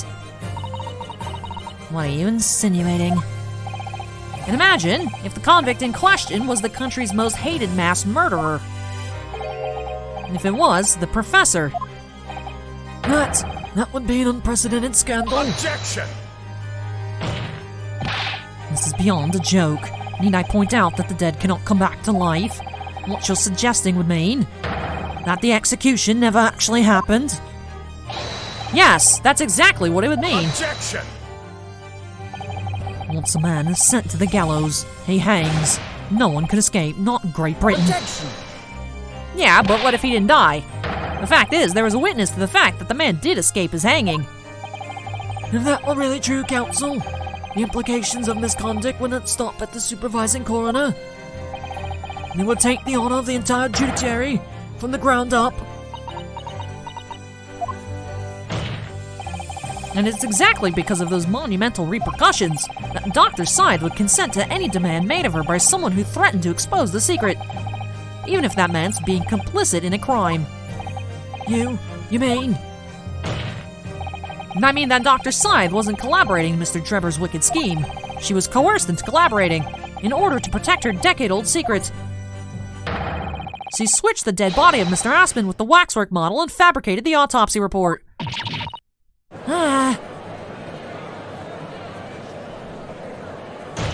We haven't got one of those in a while. Yeah, what's up, Van Zeeks? How you doing? You don't look so good right now. Lord Van Zeeks! Pray forgive my freshly filled hollowed chalice and a whole raft of other discourtesies now. Goodness me! He's gone off the hook! It's just the sort of tall tale Londoners would enjoy, I grant you. An executed killer rising from the dead, a Scotland Yard cover-up, conspiracy at the highest levels. So let me ask you one thing. What's that? Hit me, Van Zeeks. What's up, dude? If the condemned man really did emerge from his tomb that night, only to be shot in the chest, who pulled the trigger? And disposed of him forever? Well, I have no idea at the moment. We have too little information to work that out at the present, I think, but it might be Lord Strongheart. Nah, I couldn't agree more. The Old Bailey is no place for wild fantasies. Ugh. And have you considered this, my Nipponese friend? Considered what? Do you realize just what a dangerous endeavor would be to coerce this woman to such criminal activity? It's tantamount to declaring war on the entire British police force and judiciary. Quite hard to imagine any sum of money being offered for research could warrant it. To rely on some staged deception when so much is at stake would be madness. Well, I suppose. And this was no petty crime either. The victim was murdered. A man who'd already invested money in the venture and would be instrumental in future profits too. Yes, I had no reason to kill Mr. Aspen at all. Or are you forgetting that his death results in me not receiving a single penny? The court is already aware of the contract between myself and the victim. No. Look, just because you think you're smart doesn't mean I'm not smarter, okay? Obviously, if you're gonna kill somebody, it would be great to make a document saying if they die, it would be very not beneficial to me. So, oh, look, he died. It wasn't me. I didn't do it. Look, I have this document that says, oh, if he dies, I don't get any money. So it's not like I killed him for the money. Woo. I'm a out big brain. You're big brain, bro. And you can't stop me. There's the contract. That's very true. And the motive for this case runs deep, though. I can feel it. Using threats to force the head of the forensic investigation team to cooperate is extreme, especially for a government grant he had no guarantee of receiving in the first place. If the research grant was the aim, taking Mr. Aspen's life would have made no sense anyways. Which means Mr. Drebber's motive wasn't money at all. He was just trying to kill Mr. Aspen. But why? What was his motive then? You ruined my life. You ruined my life. You ruined my life. Your time is up, my learned friend. I'd say you have one last chance before the jury lose their patience with the charade. Let's see if you can back up your heady proposal, shall we? So that Cosmo had to dodge. That's great. How do you explain why this engineer would throw all caution to the wind and threaten his own country? You ruined my life. At this point, I'm not prepared to listen to any more of this outlandish conjecture without proof. Good thing it's not that outlandish, Judge. I got some stuff in my pocket. Let me just dig it out for you. So, counsel, present your evidence. All right. Who exactly was Mr. Aspen the Drebber? There's a connection there that no one's seen yet. And I'm going to have to present 2 pieces of evidence to show what it is. Yeah, the contract and the article. Yes, my lord. The evidence that establishes the motive and explains why the witness wanted the victim dead is right here. Take that! It's this newspaper article, my lord. That was written 10 years ago, and every detail has been examined already. What can it possibly tell us? That drivel should never have been written. It's typical gutter press nonsense that means nothing. Oh, touchy? Little touchy, huh, robot boy? Huh? Little touchy? Little touch? Yes, on its own, it isn't particularly significant. However, when considered alongside another piece of evidence, it will completely explain your motive for wanting Mr. Aspen dead. What other evidence? Counsel, you will present your supplementary evidence without delay. The evidence, which cross-referenced with the newspaper article, establishes the motive for the deed. The autopsy report. No. Take that! It's his contract, my lord. Mr. Drebber, this is the contract you signed with Mr. Aspen. Yes, that's right. The very document, in fact. That proves I had no reason to kill the man. No, I'm afraid not. What? There's something very significant that this newspaper article and the contract have in common. Really? And it's the common link. That shows very clearly why you were determined to kill Mr. Odie Aspen. It seems the defense has uncovered something the rest of us have missed. So, my learned friends, point out what these 2 pieces of evidence have in common. Where exactly is the link between this newspaper article and the contract? Right over here, boy! Take that! What these 2 pieces of evidence have in common is a signature. A signature? The signature on the illustration that accompanies the 10-year-old article and the signature on the contract belong to the same person. What? As the court has heard, this illustration was drawn 10 years ago by the newspaper reporter who found Mr. Drebber and interviewed him about his ordeal. And if you look closely, the reporter's signature can be seen in the bottom right corner of the drawing. And if you look at the contract here, which was signed between the witness and the victim last year, you can clearly see Mr. Aspen's signature at the bottom. Let me see now. Good lord, yes, they're identical. In short, the journalist who drew the illustration and wrote the article published about Mr. Drebber 10 years ago was the victim of this case, Mr. Odie Aspen.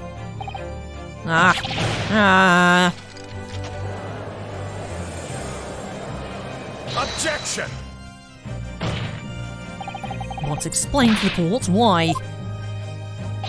Why would that constitute a motive for the witness to murder Aspen? Well, if you think back, you'll remember that Mr. Drebber talked about that article in his testimony. Grave robbing, you say? Yes, exhuming fresh corpses to sell is reasonably lucrative. That is quite beyond the pale. You would invite divine retribution, sir. Yes, well, I think I suffered retribution enough. The Daily Circus eventually unearthed my name and put it in print. It caused me a great many headaches. In the end, I had to leave the university. That was the only paper with the bad grace to identify me unambiguously, I might add. Then I gave up on my dream of becoming a scientist, and it was all because of that newspaper article.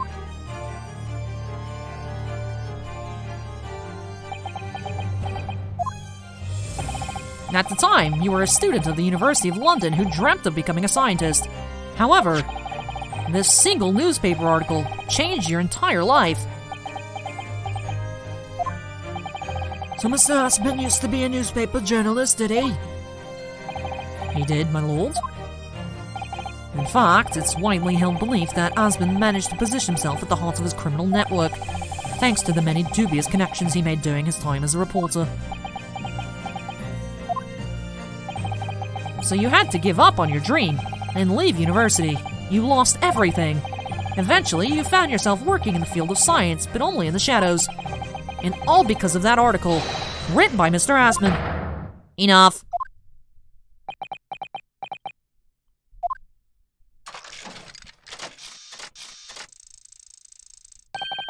Stop this endless drivel about my life. What? Explain yourself, Mr. Trevor. Yes, it's true. And I had to leave the university as a result of that article. But it was just the straw that broke the camel's back. What do you mean? Almost every student of science in the faculty was too poor to actually conduct any research. But they struggled on with their hypotheses anyway. We all did, only to have them taken by vultures. Sooner or later, you knew your ideas would be stolen and patented by some wretch or other after all. Good gracious! Making a name for yourself as a scientist in a climate like that was a miracle only a select few geniuses could ever hope to achieve. Personally, I wasn't one of those geniuses, so it was hardly a wrench. Being forced out of the university because of Lowgate was the best thing that could have happened to me. Objection! Yeah, what about this trophy for scientific excellence? Mr. Drebber, do you genuinely believe that? Of course I do. I tell it to myself every night to make myself feel better. Who's better placed to know whether or not I possess a talent for science than me?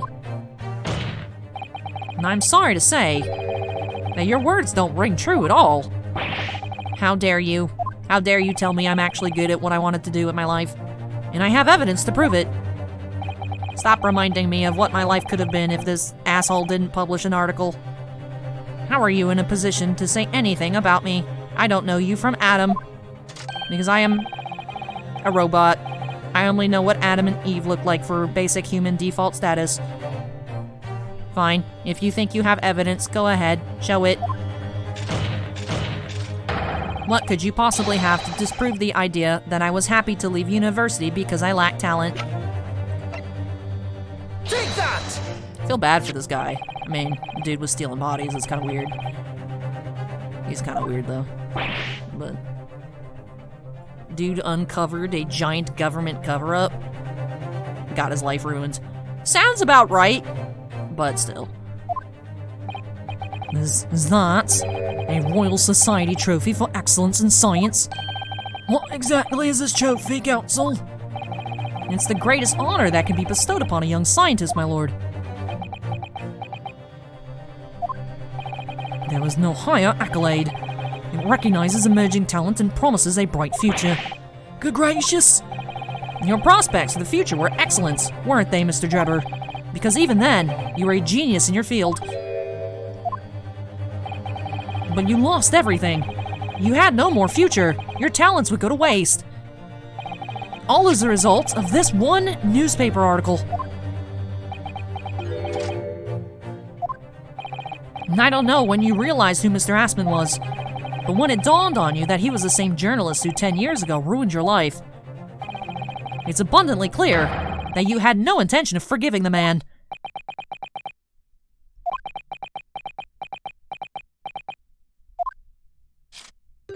No. The truth is... Finally, he's going to fold. Yo, watch this dude get murdered.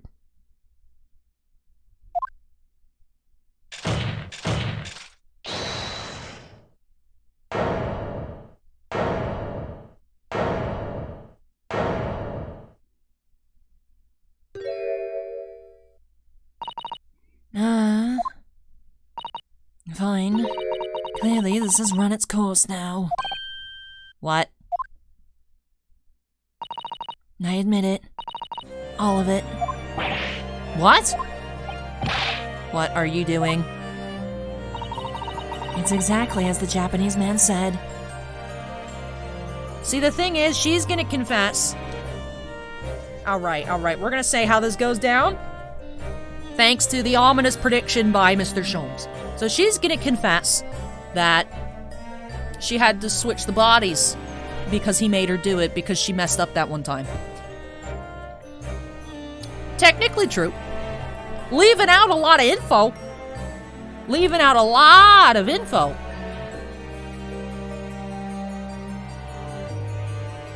Because she has a deeper involvement. Deeper involvement.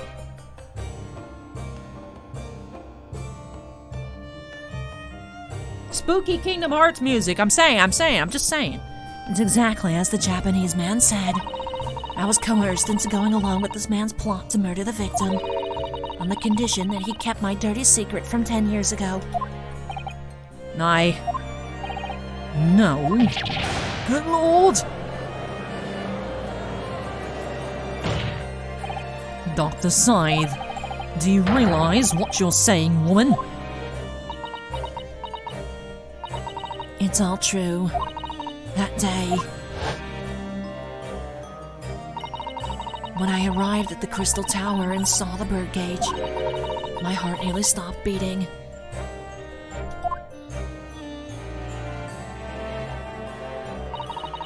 That memory from a decade ago that I'd done my best to bury deep inside myself. It was the professor again, staring me in the face.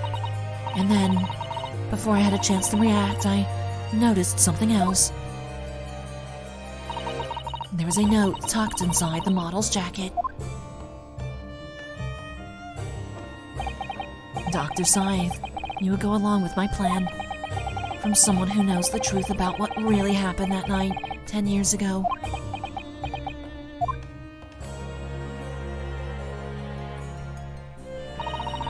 All the instructions were there in the note. Every detail was meticulously written out. I had no choice but to do what it said. I made the necessary alterations to the scene and fabricated the autopsy report as instructed. There was really no other choice. It had to be done to protect the judiciary. I can only apologize now.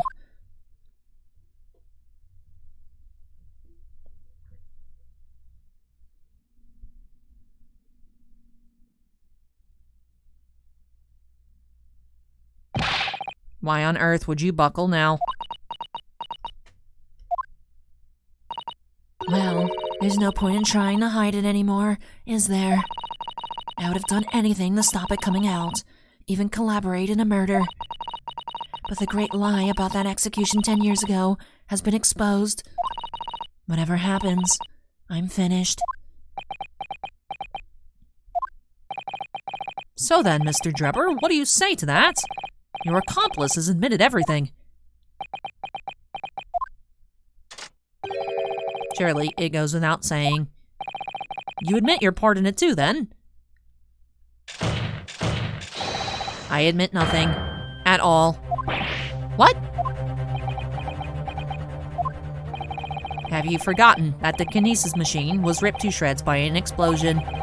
Short of me admitting to a crime, there's really no possible way for you to prove I did anything wrong. No! I mean, the jury can just say they think you did it. That's kind of how a jury works. Order! Whatever this man says, I admit everything. He threatened to expose my secret, so I went along with his plan. And Lord Van Zakes, Yes? I hope you'll accept my apologies. What happens next is in your hands, of course. That was vaguely threatening. heard more than enough now. I hereby present the final findings of this court. This trial is not the proper forum in which to pursue the alleged wrongdoings of Mr. Drebber. The defendant is Professor Albert Hairbrain. Very true. It had slipped my mind. Isn't he one of your closest friends? As the court has heard, Dr. Scythe has admitted to the allegations brought by the defense, thereby absolving the defendant of any possible guilt. You mean... At the present time, it is the conclusion of this court that the defendant was not involved in any wrongdoing. Alright, so this is just gonna end here. Does the prosecution have any objection?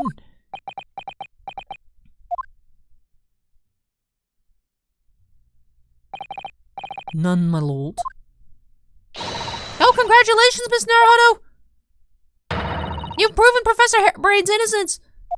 My voice cracked. Sorry, Susato, I butchered your lines. Without further ado, then, the adjudication. Unless the prosecution and defense have any other matters to discuss.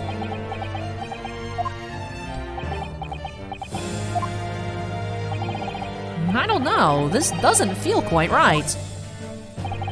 Why did Dr. Scythe suddenly admit to it like that? Is everything alright, Miss Naruto? Like you said before, the way the trial is set to end now, the judge will certainly deliver a verdict of not guilty. But is that really what we want? What the defense should be pushing for now is...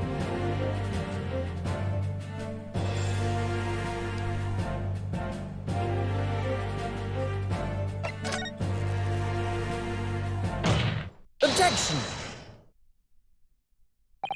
The defense objects to the trial ending at this time, my lord. I beg your pardon. We demand one final testimony. What?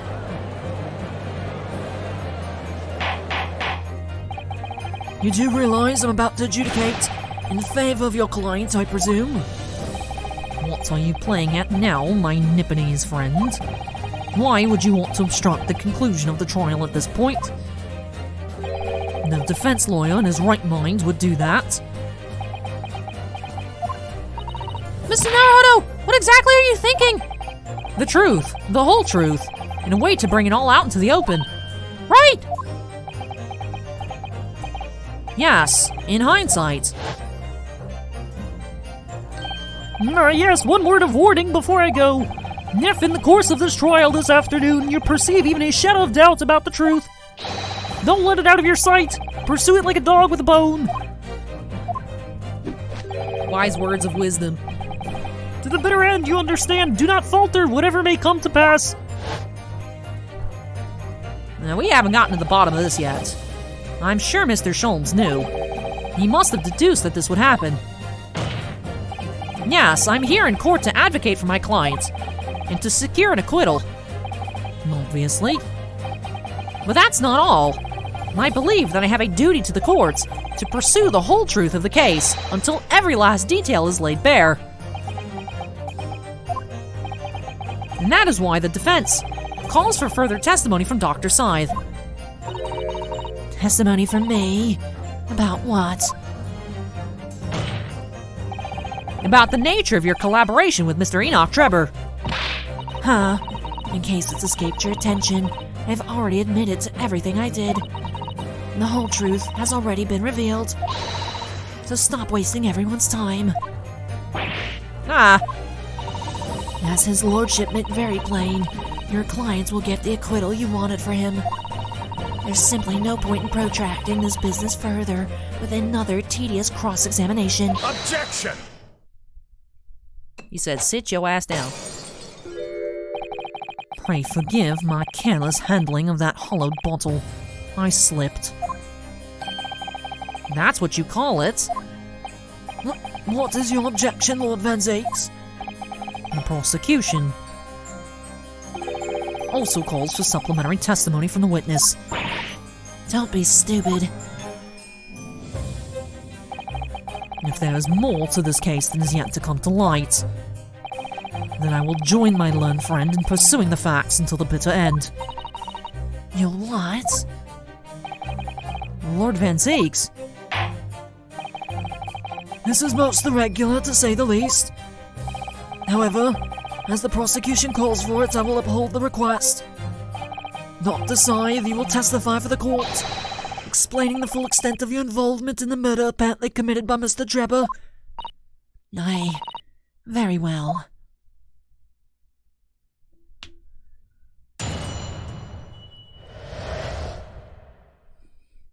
All right, the waxwork plots. It all began at the scene when I saw the waxwork and the note tucked inside its jacket.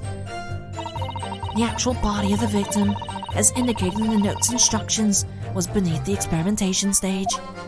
The body had to be arranged in certain ways to implicate the defendant, which was my job. I enlisted the help of the entire forensic investigation team to dress the scene appropriately. The truth about the execution 10 years ago was a state secret of the highest level. I had to protect it.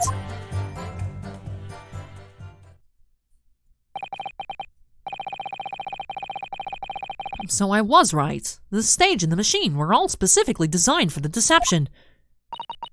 So it seems, and meticulously prepared. You did well to see through it.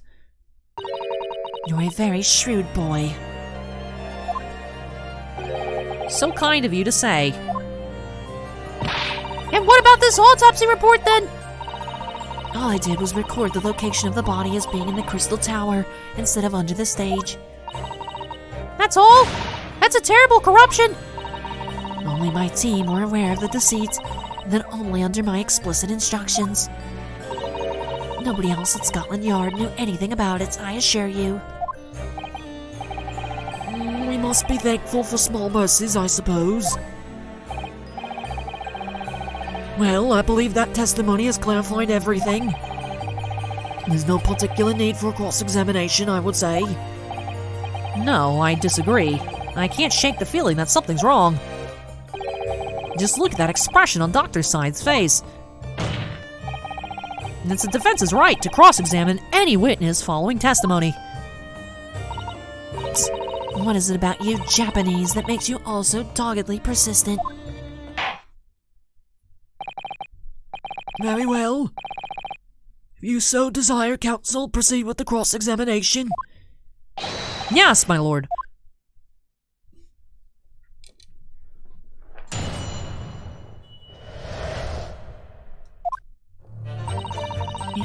All right. Hold it! From what you described before, it sounds like the note was anonymous. Did you have any idea of who was behind it? There are very few people in the know about what really happened 10 years ago to start with. But anyway, I'd never heard of this engineer, so no, I had no idea. Yet despite not knowing who was behind the plan, you went along with it? And I had no choice. Protecting the professor's secrets was my only concern. But the hole says bolted now, and the stable door will never shut again. Scotland Yard's reputation will be immeasurably damaged as a result of this. Yes, thank you, Lord Van Zeeks. I'm well aware of that. So, as I understand it, what you found in the birdcage was the waxwork model. Where, then, was the victim's body?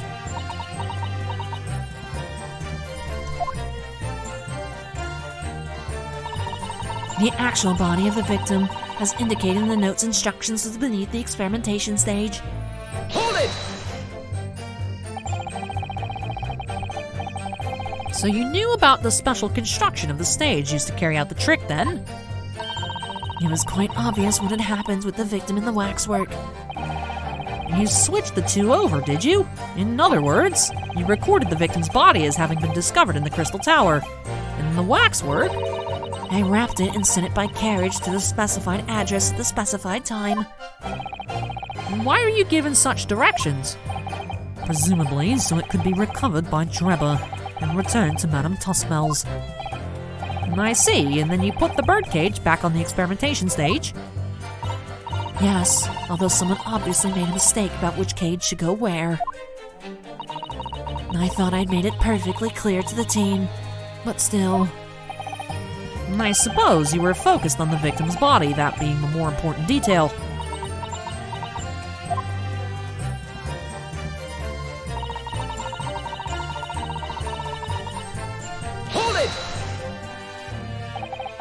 When you say arranged, I presume you mean with this. Yes, the instructions in the engineer's notes said something along the lines of fabricate some evidence to make it clear that Hairbrain alone could have killed Aspen. So, you mean that was your doing? I fetched Hairbrain's ridiculous screwdriver from the stage and took it with me, alone, to the abyss under the stage where the birdcage had fallen. Alone, Doctor. She murdered him.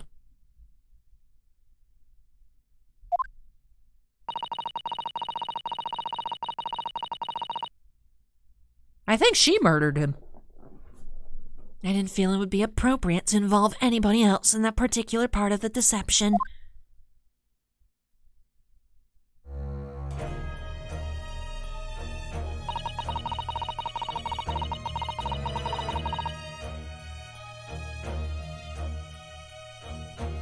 How did he break his neck? There was a void under the stage where I found the birdcage lying in the dirt.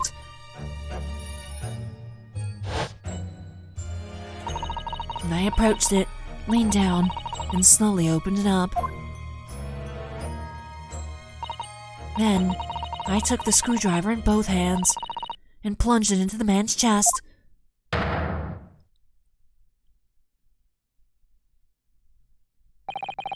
And then you noted that in your fake autopsy report as a fictitious cause of death.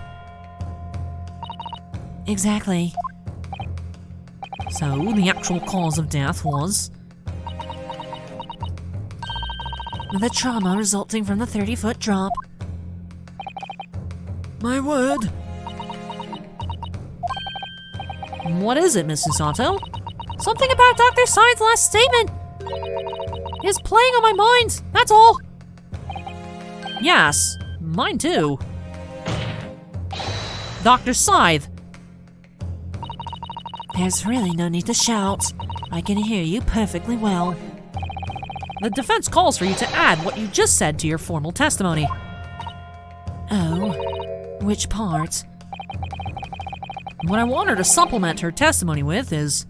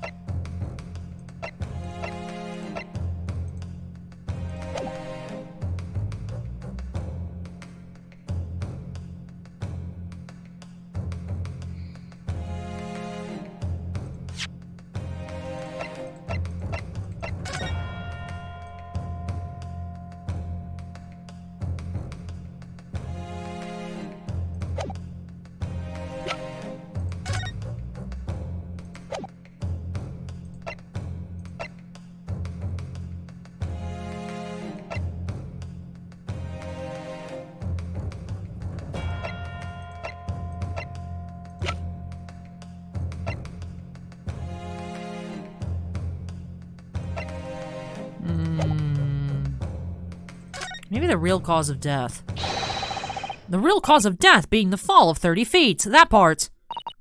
Fine, if that's what you want. Just stop yelling, please. The prosecution concurs. Very well. You'll supplement your testimony now, witness. If you wish, my lord.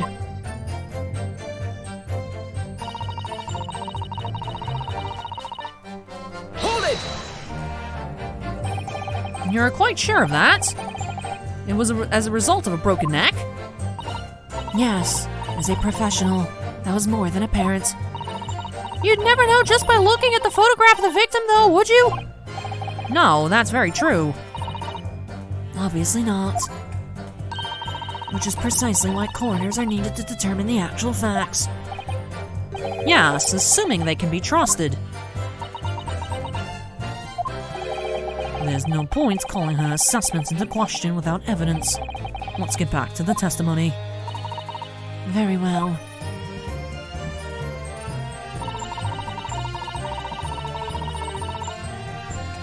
Hold it!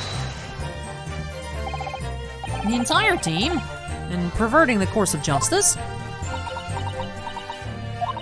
My team consists of the very best investigators there are.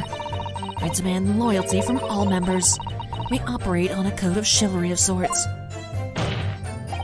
You aid and abet a murderer, commit perjury, and dare to talk of chivalry? It was a matter of priorities. What? Nothing was more important than protecting the secret of the professor. My team did what was necessary without losing sight of the primary goal. I consider their conduct exemplary. Ugh. Don't concede the point, Mr. Naruhodo! You mustn't let her win! I need a lawyer. I'll take that silence as tacit acceptance. Now, can we move on?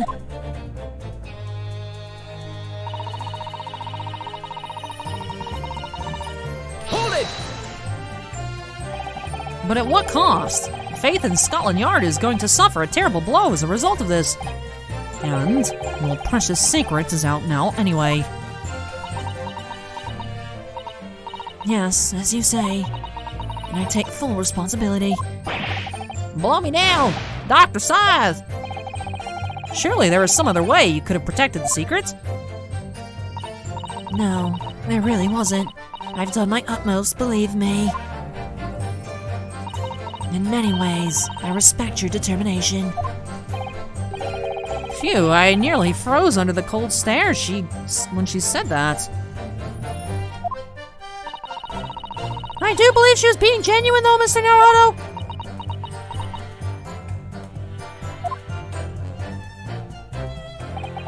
So that's her story. She's admitted everything and revealed her full involvement in the crime. I do wonder if there could really be much more to it. Well, I don't know, but I just have a feeling. Do you, Mr. Naruhodo? The truth is, I find it strange, too. How those two are reacting to this in complete opposite ways, I mean. Yes, exactly. For some reason, I feel sure they're still trying to hide something. Alright, so maybe it's not necessarily us having evidence to present, but perhaps...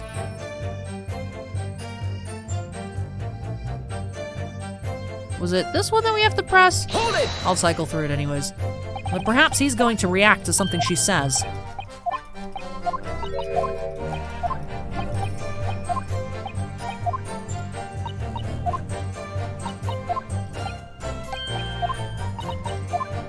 Alright, so it's this one. Hold it! Albert. Or Alfred. Whatever the name of the screwdriver.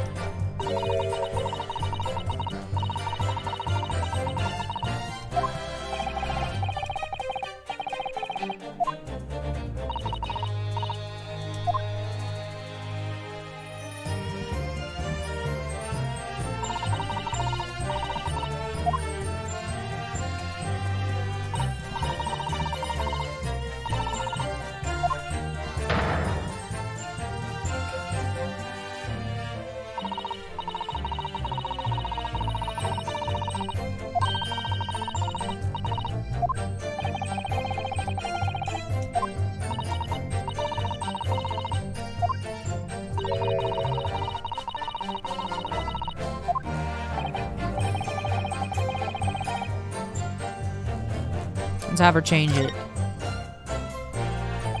Dr. Scythe, what you said before about what you did to the victim's body, I believe that may be significant, so could you change your supplementary statement to explain that instead? Very well.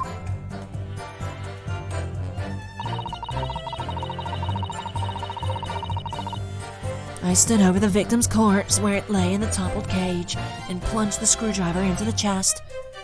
Hold it! So it was you who stabbed Asmund with this. Yes, far easier than dissection, I assure you. No precision required. What a welcome change. The victim died instantly from a snapped neck. All I did was carry out the instructions I'd been given. As unflinchingly as ever, no doubt. I imagine you didn't bat an eyelid when you drove the weapon into his body. There was no need to bat my eyelids. And what else did you do to twist the facts? Remind the court, why don't you? If you wish. Alright, so he didn't react to that.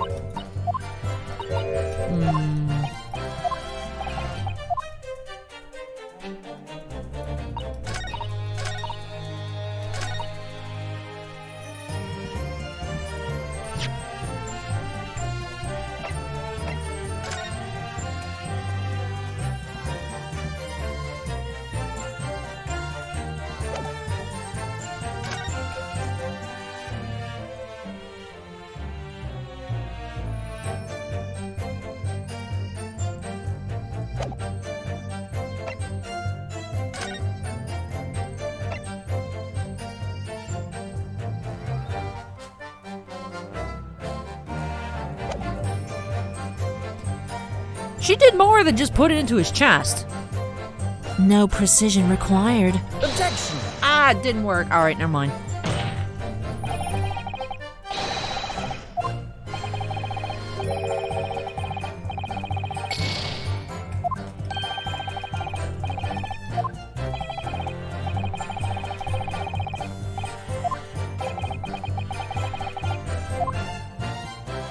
Alright.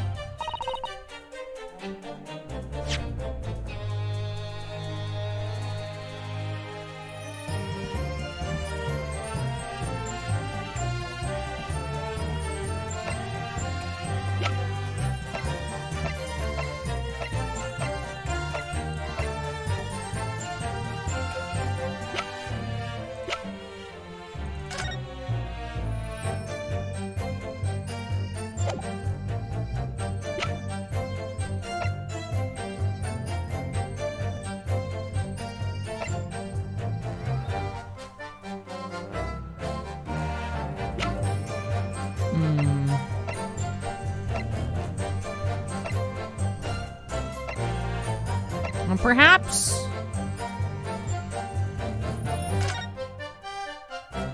I don't know.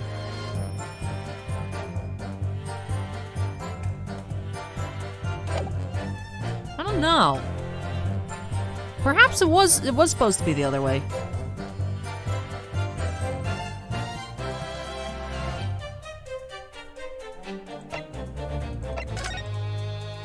Where it lay in the toppled cage and plunged the screwdriver into the chest.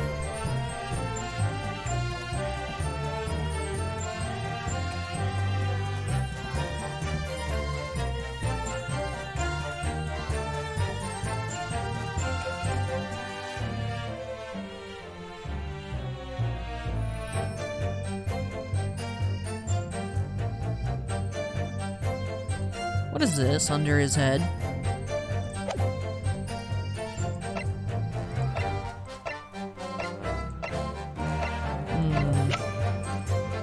This is a tough one.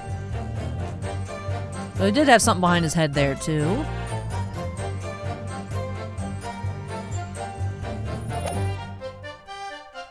Just if he fell straight down, why would his neck break? I don't know, but I feel like her admitting to stabbing the body is kind of important. Ooh, I don't know.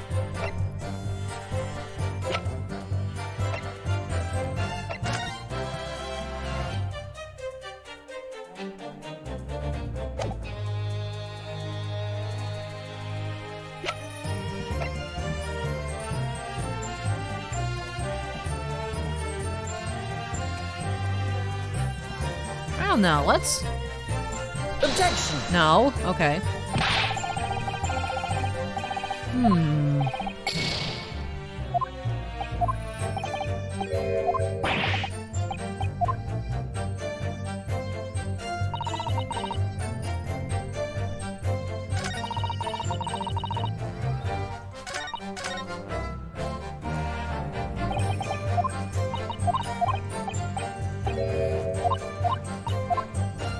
I want to present the autopsy report on the part where she says it was...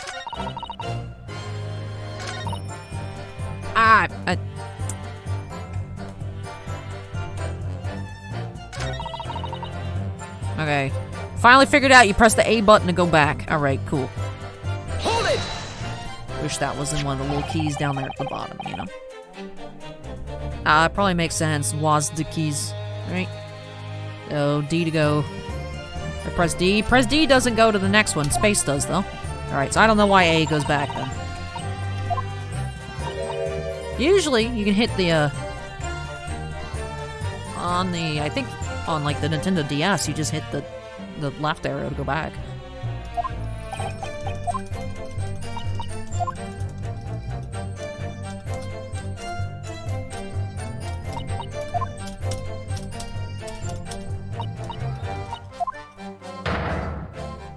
I have a hard time believing that cause of death was the neck.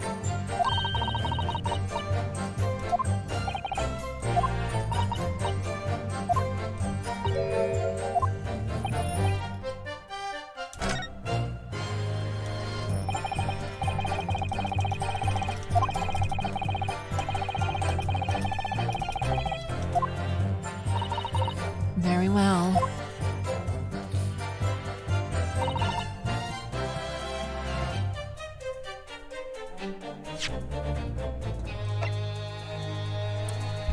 Objection! No. Ugh.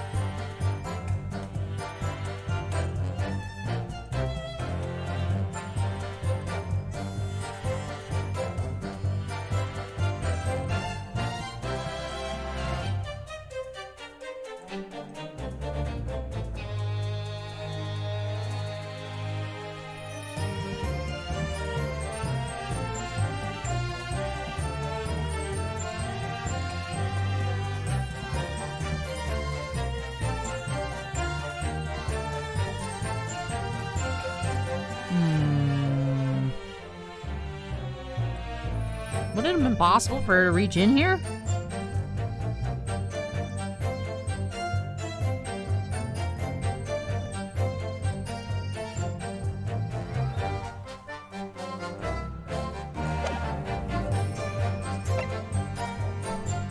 Part of me is considering going back and switching and presenting the bird cage. Let's see if I can think of anything else, because we're on the last one. We'll see if I can make it through. I feel like almost every other case I've died. Let me see. I gotta cook something else up in my brain.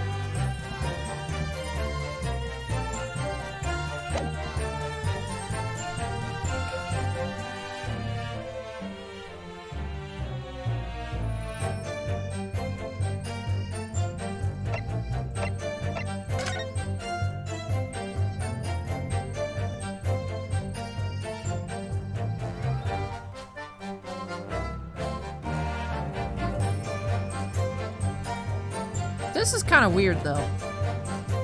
Why? Why is there so little blood on this screwdriver?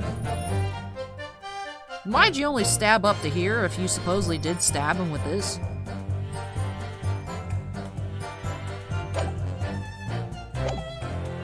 I want to switch it. Hold it!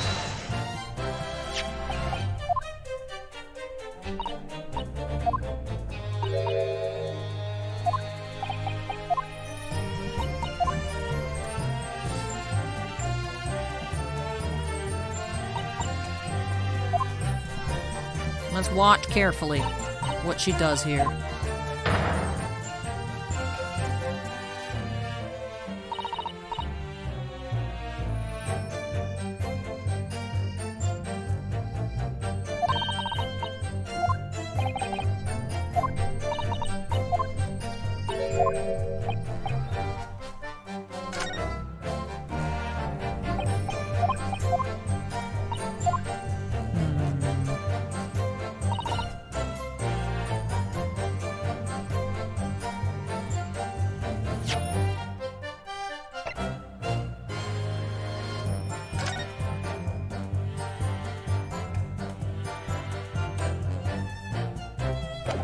That's the quote-unquote murder weapon, huh?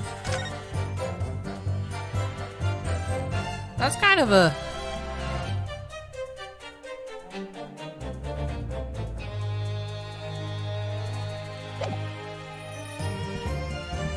I was looking maybe if the birdcage had like a... But it opens from the front, based on the image of him in the balloon. Well, him and the balloon, not in the balloon. Looks like the door's there.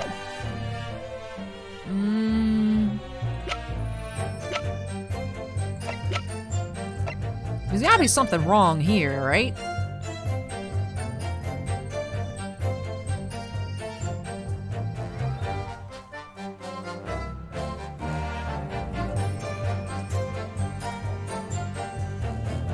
How is there so little blood on the weapon, but there's all this splatter here?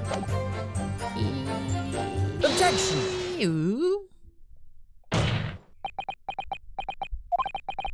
And I've got a nasty feeling that this inconsistency points to an extremely uncomfortable truth. Ooh, we got a new pursuit theme. Alright, hold up.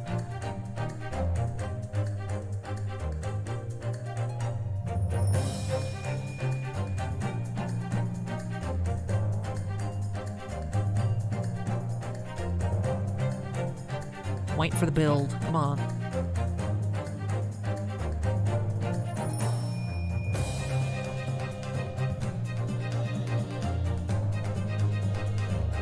I wish it was louder. I wish it was louder.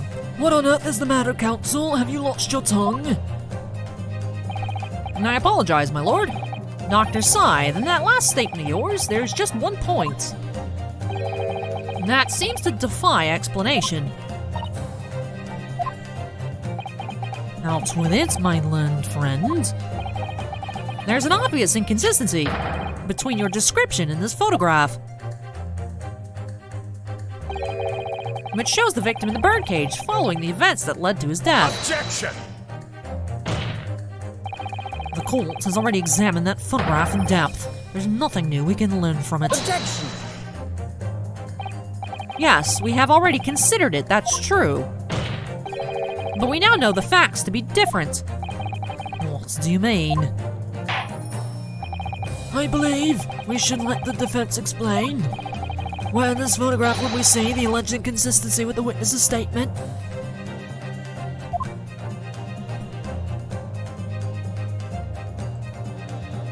Right? Take that! Look closely at the bloodstain on the victim's chest. And it clearly extends in a downward direction toward the man's feet. Oh.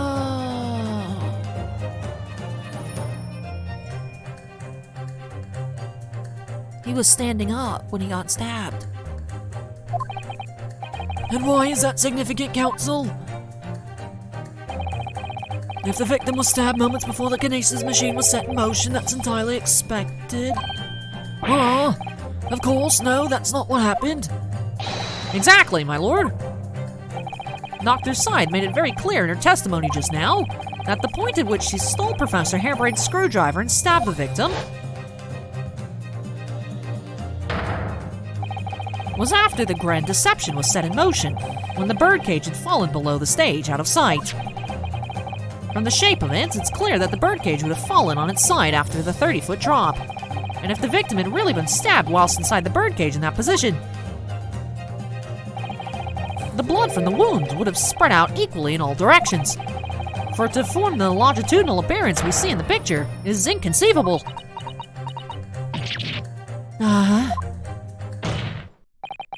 Given that the victim's blood seeped vertically downwards from the wound, it must be the case that when you stabbed Mr. Aspen, he was standing up.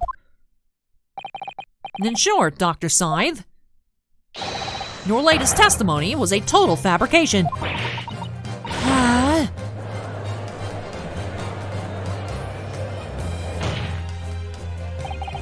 I knew it. I was right. Now I've identified the contradiction. There's only one way to explain the facts. We've all been under a great misapprehension here. What? What sort of misapprehension? Dr. Scythe, you claim you were coerced into helping Mr. Drebber as a result of the notes he left in the waxwork. You claim that you made changes to the scene of the crime to implicate the defendant. And you claim that you authored a fake autopsy report to cover your tracks. But one of those claims is an out-and-out lie. Because the question of what the bloodstain really tells us has only one possible answer. If that is the case, what is it, man? Counsel, you've clearly struck upon a revelation. Now tell the court what it is. Which part of Dr. Side's story is shown to be a lie by the contradiction in her testimony? Alright, so I mean the note was there, we know that. It's the stabbing of the victim, right? That doesn't make sense. I do think that the autopsy report...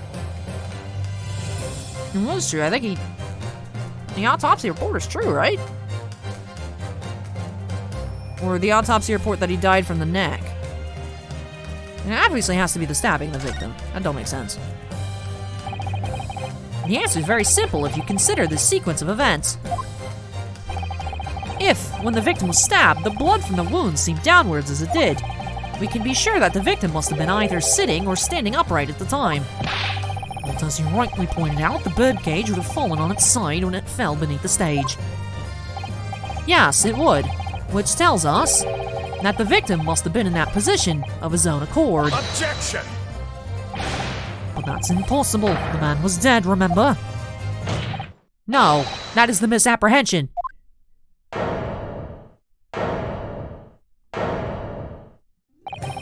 When the birdcage fell from the stage into the void below, it must have hit the ground with considerable force.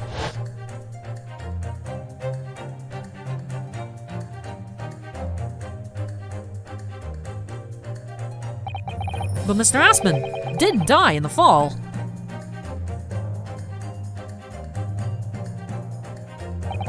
He probably lost consciousness for a while, but when he came round, he got to his feet to climb out of the cage. Just as Dr. Scythe appeared.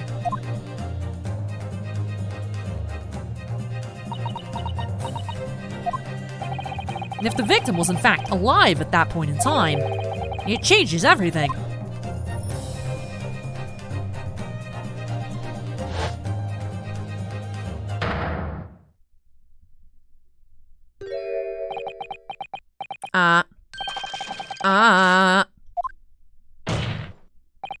Mr. Odie Aspen's killer wasn't the defendant, Professor Albert Hairbrain.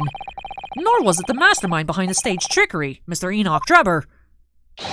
It was you, Courtney Scythe.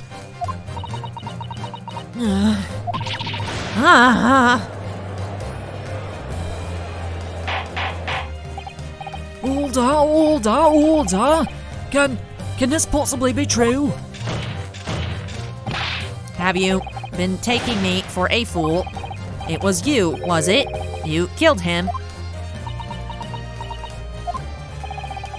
You hoped that by admitting to being an accomplice in Mr. Drebber's scheme, the trial would end. Before you were accused of a far worse crime. Cold-blooded murder. Oh, do shut up. You're so desperate now, you're making all this up. As if I would do something like that. Objection! I assure you, the defense is not desperate, Doctor. Mr. Naruhodo has established the facts using evidence and logic alone. Huh? Logic? Don't make me laugh. Sadly, your logic has a gaping hole in it. What? What do you mean? I'd have thought it was obvious. A motive, boy. You're lacking a motive. What possible reason would I have to kill Mr. Aspen? Aspen was involved in any number of criminal activities, from coercing the theft to murder. But there is no known connection to Dr. Sy there. I'm rather relieved to say it does seem somewhat far-fetched. True, there's no obvious motive, but there's still something in the back of my mind. I feel sure I've seen something somewhere that hints at why the coroner might have done this. Yes, I might have tampered with the crime scene and concocted a fake report. But murdering someone for no reason is a very different story. Objection! Now, she had to put for no reason in there. But what if you had a reason to murder him? No, when you questioned what possible reason you could have for wanting to kill Mr. Aspen, something did come to mind. What? What was it, counsel? Enlighten the court at once. Yes, we saw it yesterday, didn't we? Something that seemed strange, but we had no reason to suspect it at the time. There's a particular object that explains why Dr. Scythe would have wanted to kill Mr. Aspen. Huh?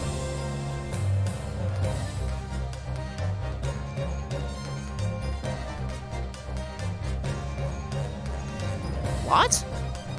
The scalpels?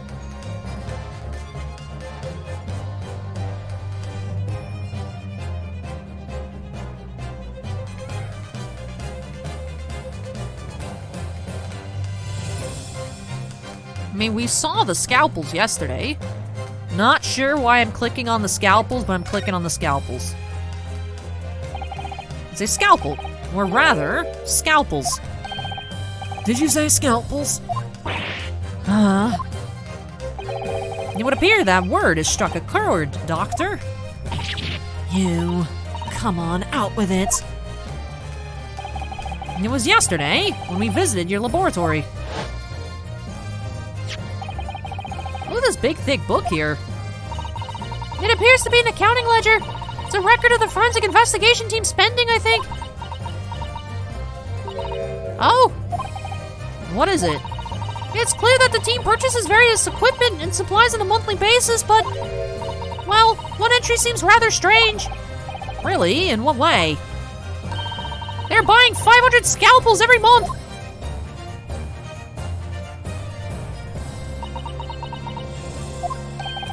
$500 scalpels? A month?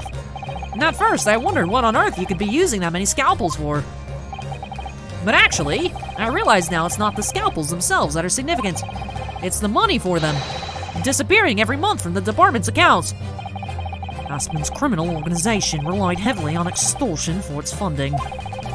Tracing the money from the forensic investigation team's account to find out where it's going would be extremely straightforward.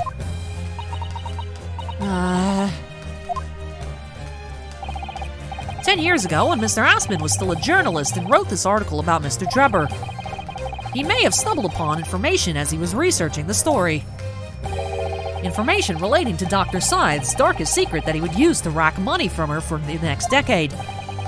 A darkest secret? Good lord, you mean?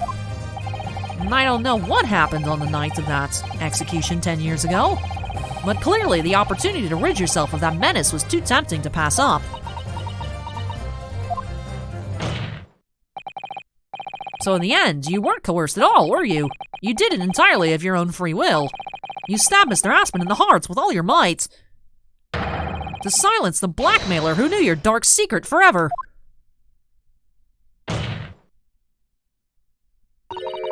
You'll never understand.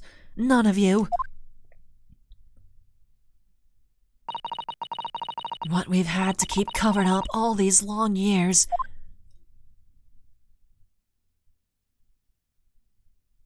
So I'm assuming she didn't punt. She didn't punt the autopsy, right? There's no way he pretended to be dead. She was like, yeah, he died. And then he tried to sneak out because they killed him afterwards. The government just didn't execute him. But why?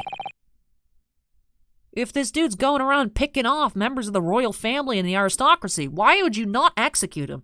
But then again, why would you go through so much effort to hide everything? Hide his face, hide his name. Closed trial, no jurors, no public gallery. Who could it be?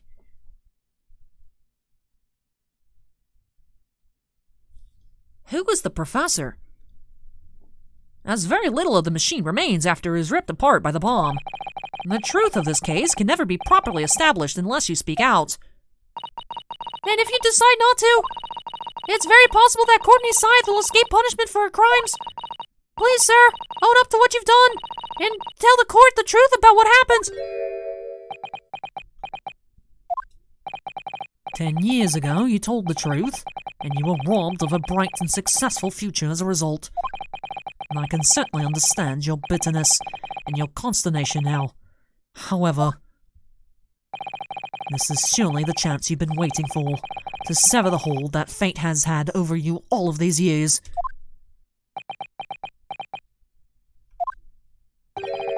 Super high voltage instantaneous kinesis. I mean, really.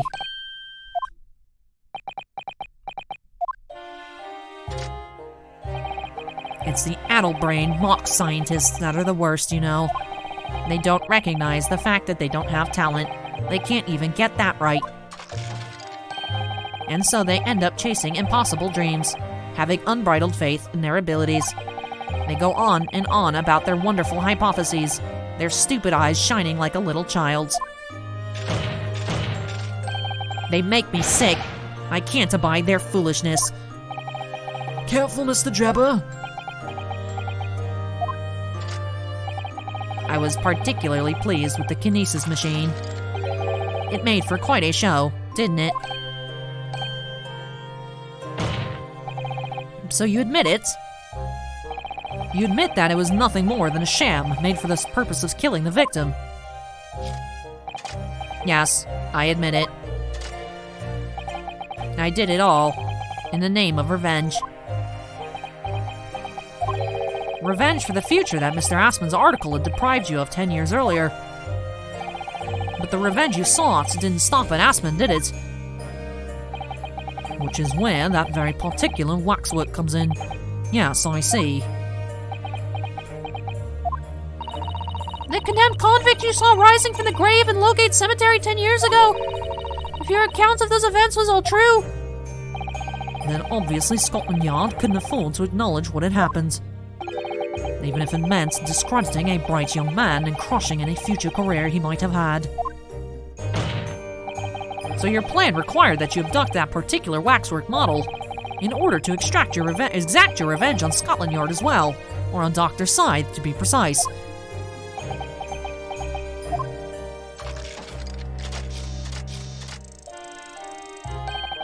It was a year ago. By some extraordinary twist of fate, Aspen turned up at my workshop. He didn't remember who I was, of course. He just wanted to employ my services as an engineer. And he happened to have a paper with him.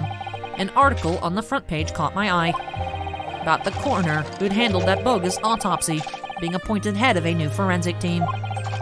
When I learned that news, my cognitive processes started to devise the plan. what a horrid tale! He robbed me of my future, so I wanted to use the man's own wiles against him, for revenge. And have that rotten Scotland Yard eating out of my hand at the same time. I wanted them all to suffer the same humiliation I had to suffer.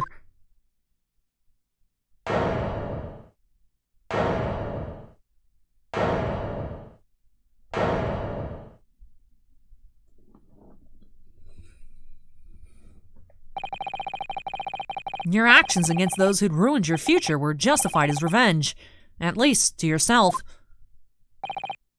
Certainly, no one has the right to destroy another's prospects, especially for purely selfish gain. And yet, in carrying out your plan, you did exactly that to someone else, didn't you? Didn't I? Professor Harebrain's only crime was passion for his hypothesis, but you had no compunction about sacrificing his future to effect your revenge.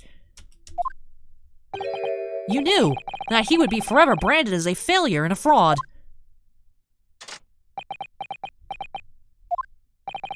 Perhaps life treated you unfairly 10 years ago, and others' misconduct left your life in tatters. But remember this, your own actions resulted in exactly the same thing for another perfectly innocent young man.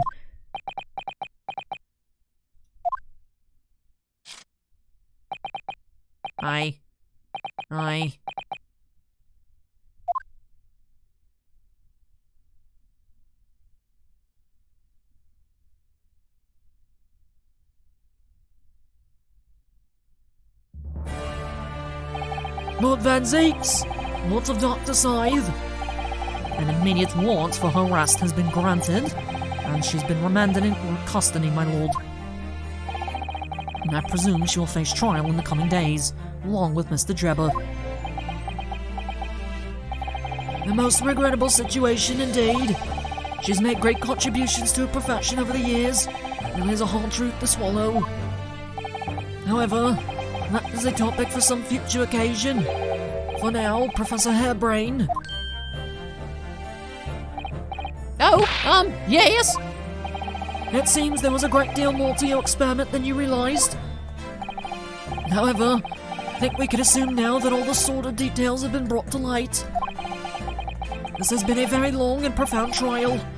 Nearly every episode has been 3 hours long. But I'm pleased to say, you're absolved of all guilt. This whole experience has taught me a very great but painful lesson. Me, this dedicated scientist, this devotee of natural philosophy. And I've been selfish and self-centered, and above all, a fool. Professor!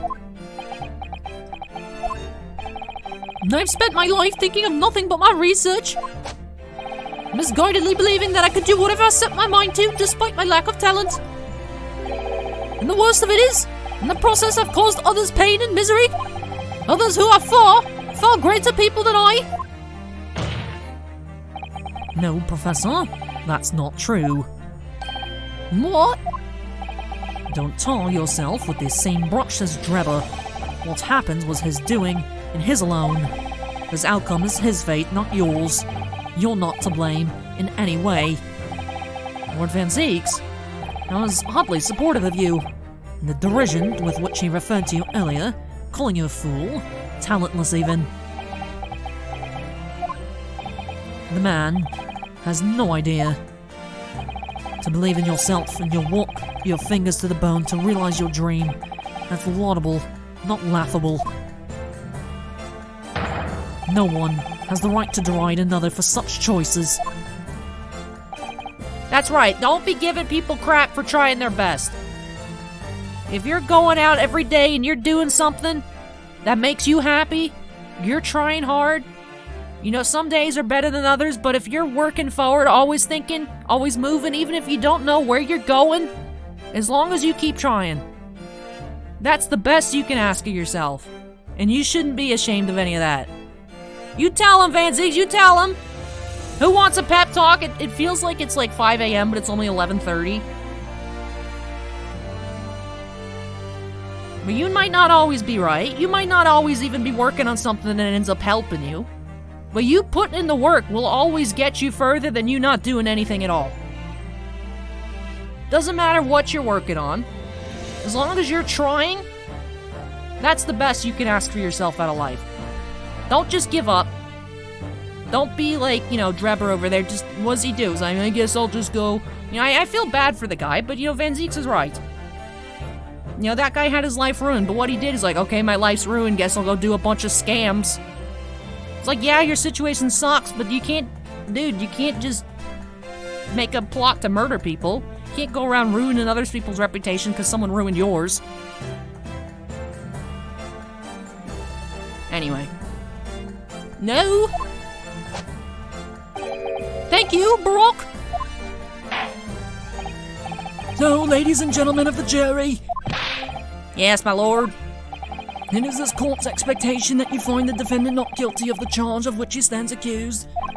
I presume there are no objections.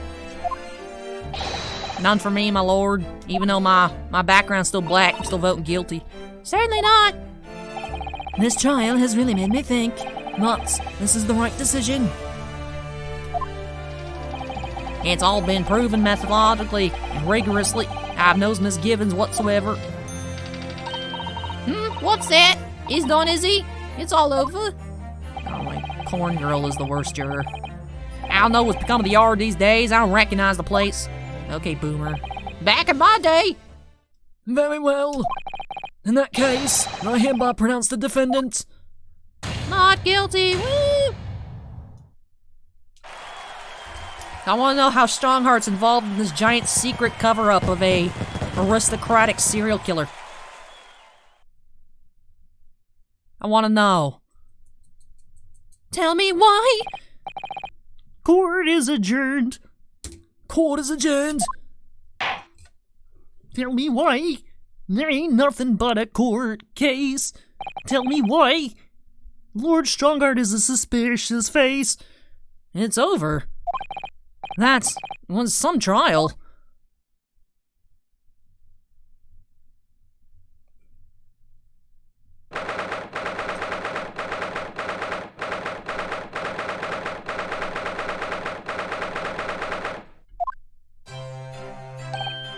Professor, what a splendid outcome, isn't it?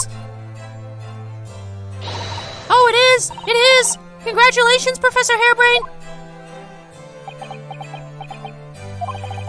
Mr. Naruto, Miss Susato, I am truly beside myself with gratitude. How can I ever thank you enough?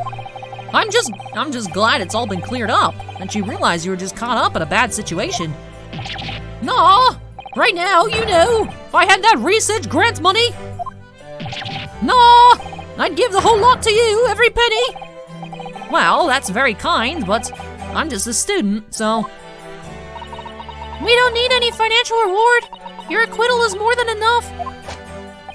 Oh dear. Oh, what can I do? How about this? As a memento, this paper about my hypothesis is inside. I'll take it. I'll take your tiny little science magazine. That's cute. Well, just as a memento then. Thank you.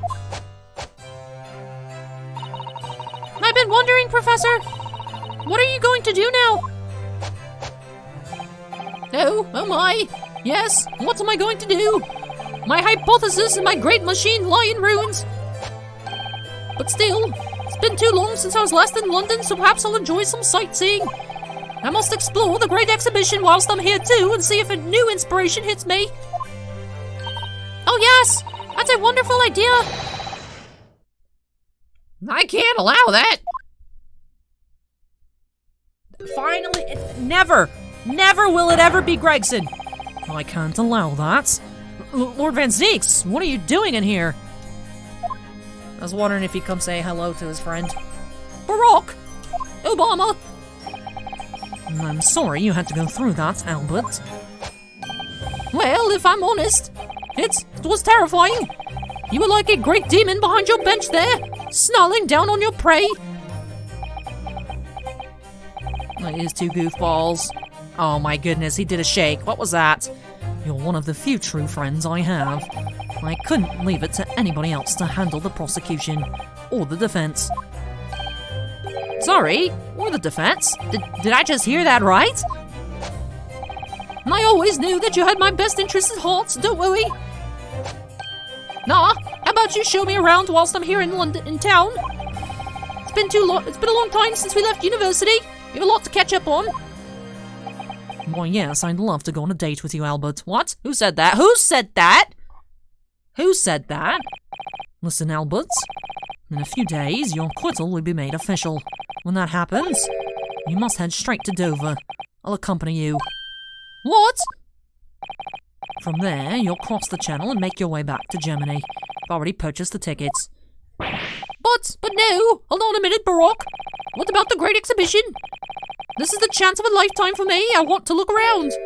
No sightseeing, Albert. Give up on the idea. No. Sometimes it's hard to see any warmth in those eyes, Baroque. Lord Van Zeeks.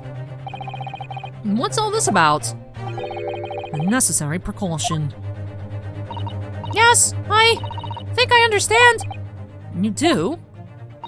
Well, Iris told me that when you meet Lord Van Zeeks at his office some days ago, he asked how Mr. Natsume was doing. Yes, that's right. I remember being surprised at the time, and thinking it was nice of him to ask. The point is, Mr. Natsume is still alive and well, even though it's been more than 6 months now since he stood trial with the Reaper as the prosecutor. Ah, you mean the Reaper's influence doesn't stretch overseas? Those in the Reaper's sights meet their ends days or sometimes months after their acquittal. That's been the pattern up till now. But of course, we know that both Mr. Natsume and Gina were completely innocent. True, and perhaps that governs the Reaper's actions. The truly innocent are spared. But I don't want to take any chances with a close personal friend. Oh. But Baroque, that's so nice of you. Are you sure we can't go on a date before you ship me off back to Germany? Like the mustached Nipponese, this man should leave the country without delay. That's why I'm packing him off to Germany at once. Right? Does your friendship package get any say in it? Goodness! Was this your intention all along then, Lord Van Zeeks?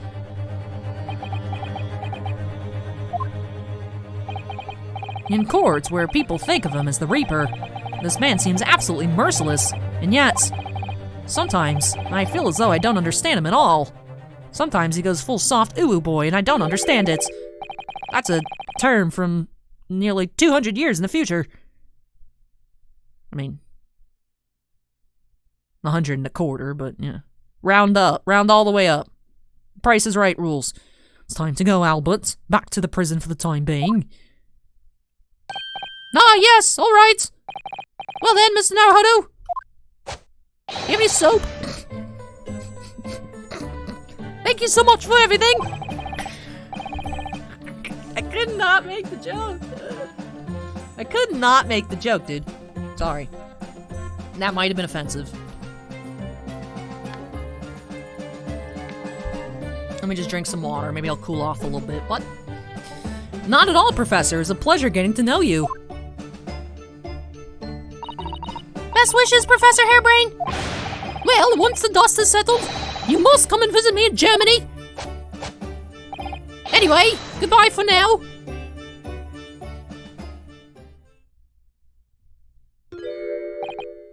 Now, my Nipponese friend.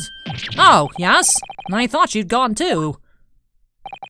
We have matters to discuss. Can you spare me some time? You want to talk with me? I'll be waiting in the courtroom in 10 minutes. Ooh, oh no. That's why Albert's getting sent back to Germany, because he's going on a date with Ryunosuke in the courtroom. Well, that was strange. For some reason, I didn't get that sense of impending doom as he walked away this time.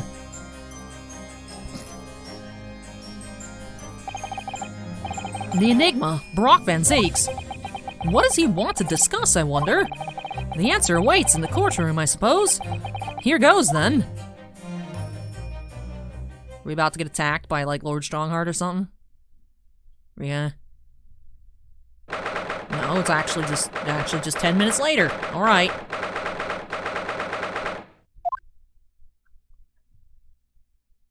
Yep, he has to, of course, stand all the way across from me. There's no other place to stand in the courtroom. So, are you satisfied? You saved a guileless scientist from a great injustice. Yes, I think so. I'm relieved, at least. The man's innocence could be proven. Anyway, I imagine you've been wondering where my animosity towards you Nipponese comes from.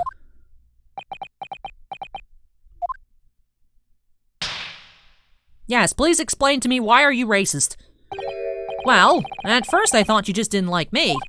I imagine you saw me as a pretentious child from an unimportant land who had no business being here. But now I think differently. You clearly know our ways, so I would guess that some specific incident led to your thorough dislike of my race. Will you tell me what happens, please? The professor. Spooky music. Spooky. I thought I'd never hear that name in this courtroom again, to be honest. He took your brother's life. Clint. My brother was Clint Van Zakes. 16 years ago, when I was still just in my teens, he was already the director of prosecutions and a key member of the judiciary. Oh, so you're saying he was a direct threat to Lord Strongheart's progress through the justice system? Something like that. I don't know, we'll see. I looked up to him. He was everything I aspired to be. He was involved in the establishment of justice systems in foreign countries as well. There were exchange programs between Britain and other nations then too, to share knowledge and ideas. And as part of one of those programs, 3 judicial students came to Britain from your homeland, the Empire of Japan. Oh! If it was 16 years ago, then one of them could have been my father. Of course, I remember Dr. Mikotoba well. I had no idea. I was a minor at the time, training at the prosecutor's office. One day, Clint introduced me to the 3 visiting Nipponese. So, you've actually met my father. He and his colleagues were polite and amicable.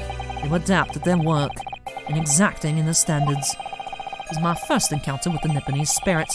It made a very great first impression upon me. But 6 years later, that's when it happened. The investigation was going nowhere. There were no suspects even, just an ever-growing list of victims. And in the end, my brother became one of them. The last, in fact, before the case was finally resolved.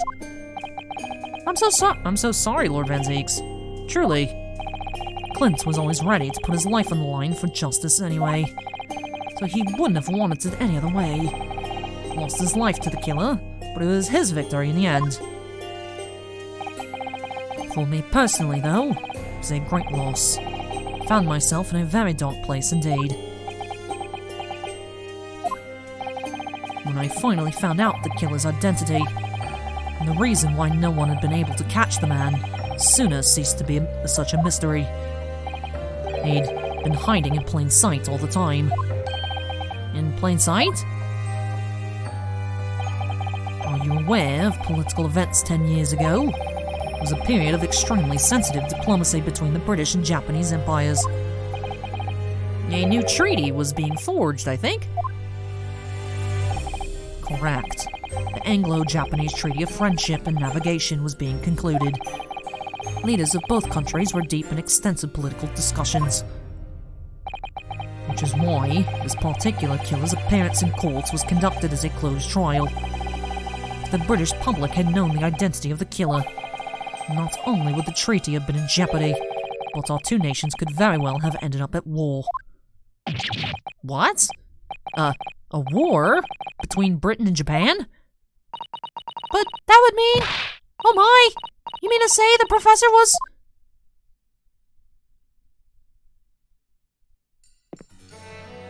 When the trial reached its conclusion earlier, I thought to myself, yes, it's time. Okay, Alucard, chill out. Oh, I have to press the button. Time for you to come face to face with this hideous monster. I borrowed the key for the mask from the proprietress of the Waxwork Museum. So see for yourselves now. Confirm it with your own eyes. The truth that's been hidden this past decade.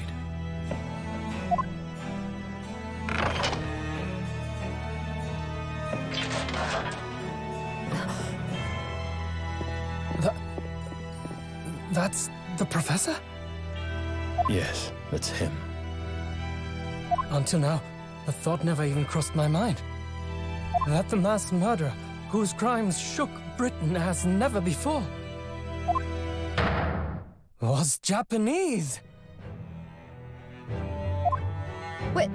Wait a minute. That face. I feel as though I've seen it somewhere. It's strangely familiar. Oh my god, is it Kazuma's dad?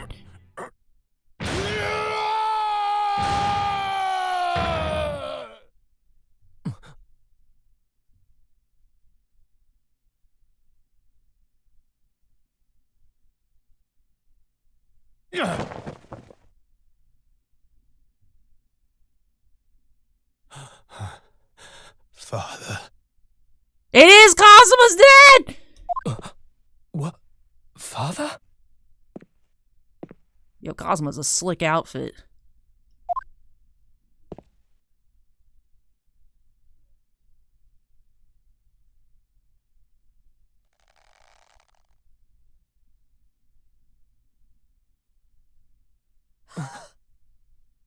Kazuma!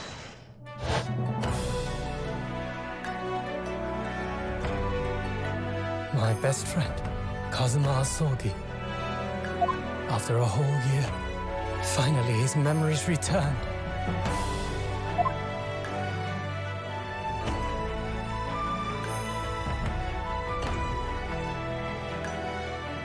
As he stood there before me,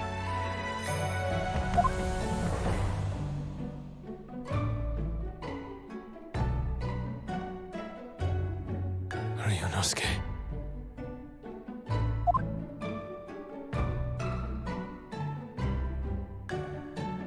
Hello again. My friend. Kazuma-sama! Judicial Assistant Mikotoba.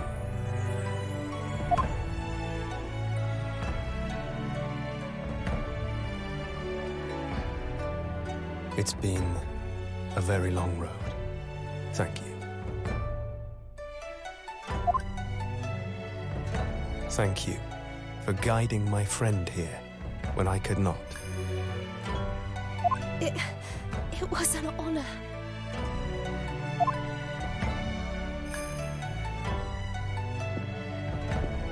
I knew you wouldn't die that easily. Kazuma.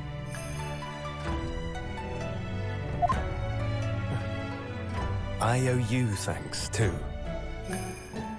For taking good care of that in my absence. Oh.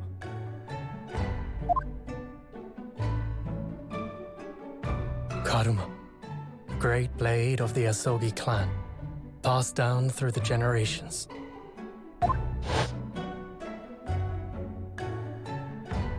When we left Japan, this sword was at my friend's side.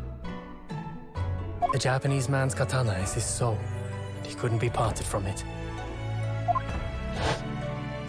But then, when the incident happened,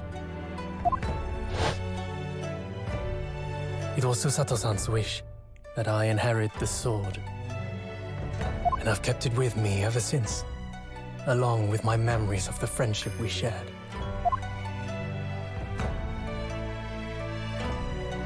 With this by my side, I always felt that you were watching over me somehow.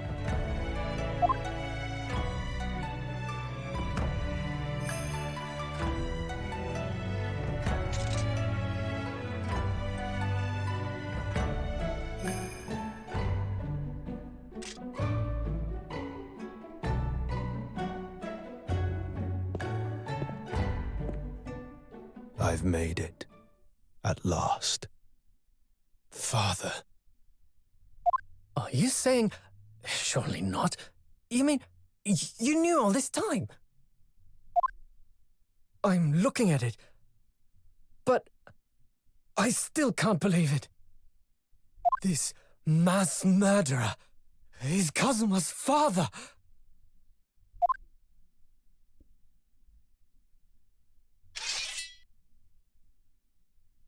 Get him.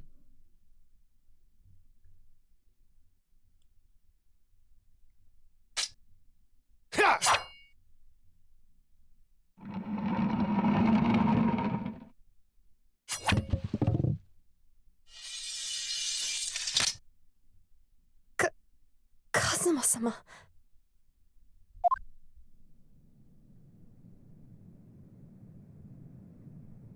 Ryunosuke, we have much to talk about, but now is not the time.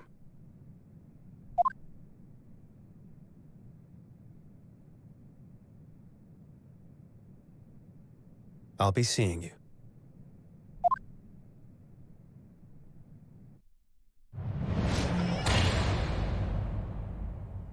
Bro, you can't just leave. Get your ass back over here. All Kazuma said. Before he turned and left us there, in the courtroom. Top 10 anime betrayals, dude. So he's the living after-image of the man who took my brother's life, is he? Yes, Kazuma Sogi, my best friend. 3 months ago, when Lord Strongheart introduced us. And I had an inkling there was something there. Some connection. But why did Lord Strongheart do that? Why did he make Kazuma Lord Van Zeek's apprentice? And when he was suffering amnesia, too?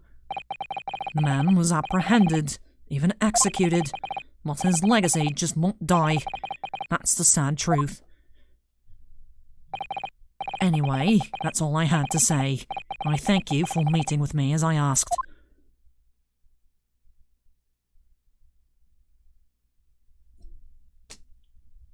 Just vanishes. Okay.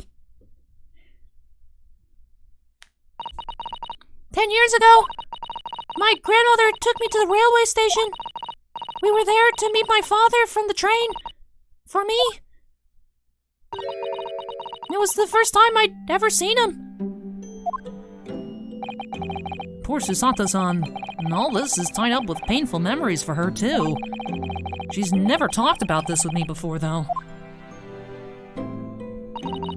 It took time to adjust to having father around, but just when I was starting to get used to it, he called me into his study one day.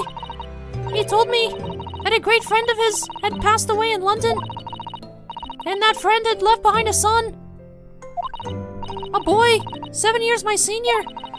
Father told me the boy had made a promise to his late father, so he was studying to become a defense lawyer. I wanted to help, so I studied to become a qualified judicial assistant. As I'm sure you've worked out, that young man's name was Kazuma Sogi. So you see, that's how he and I met. For a brief moment, my great friend had returned, only to disappear again all too soon. But in that fleeting encounter, something stirred. Something that had been dormant for a long time. As if great wheels had been set in motion. I could almost hear them creaking into life. In some ways, it was the end of a chapter, but in many, it was the start of a new one.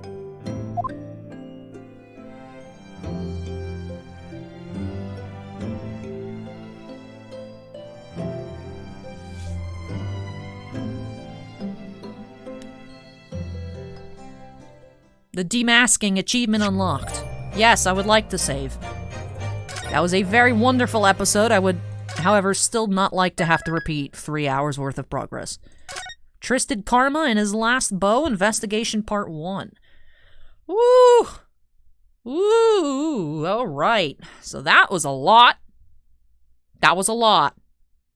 Not certain why we didn't get like a full-fledged animation there, as we've seen it a couple times, but I mean, I do like the models and the rendering. It looked good.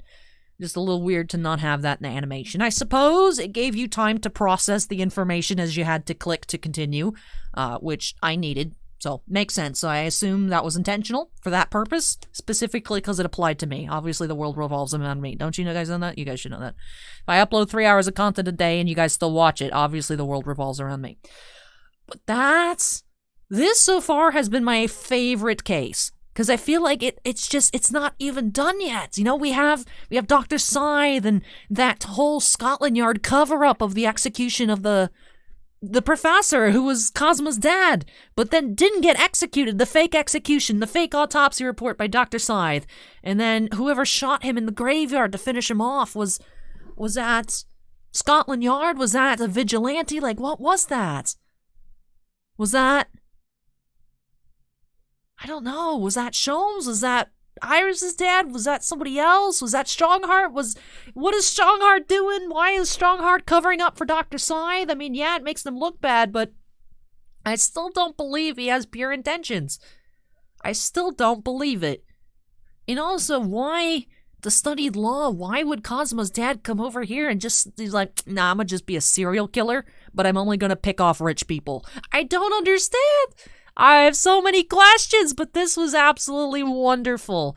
But, I'm just going to go ahead and discuss with you guys in the comments, because I feel like I'm just going to scream at the microphone for 10 minutes and still have a lot to talk with you guys about. So, go ahead and let me know your thoughts on this episode down below. Crazy. I was definitely struggling a bit there, figuring out what the issue was with the body. Once Ryunosuke said it's like, yeah, but why'd the blood drip down? That doesn't make sense. It makes sense if he got stabbed straight on, like initially thought. But this has been a really long series of episodes in-game. You know, of course, the episode recordings, Investigation Part 1 was like 3 hours.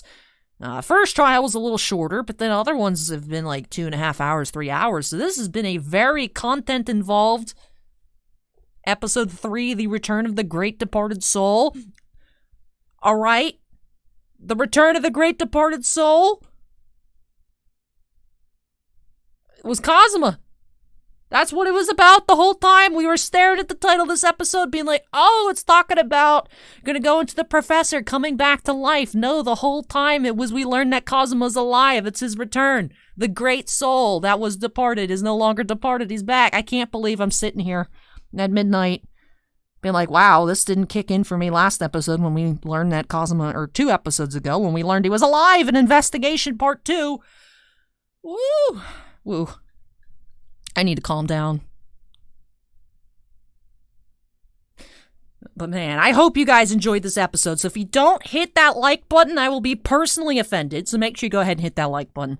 Like I said, leave your thoughts on the resolution of this case. I want to have lots of paragraphs down below in the comment section. So let me know your thoughts. But this has been insane. The only case I haven't particularly liked was the SS Buria, because I was like, I don't like Kazuma dying. It didn't feel like it resolved much. Actually, I believe even Avsfan left the comments on that case, because I know Avsfan was playing along initially, but it's a lot to keep up with, and was saying, this was a case that they didn't enjoy either. They didn't feel like it resolved much. Well, the reason it didn't is because it turns out that actually didn't resolve things. It felt incomplete because it actually was. So it's just, I can't believe how this is all connected.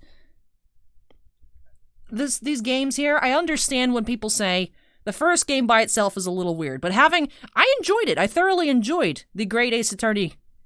What is it called? Adventures? Is it technically Great Ace Attorney Adventures, and this is Great Ace Attorney 2 Resolve.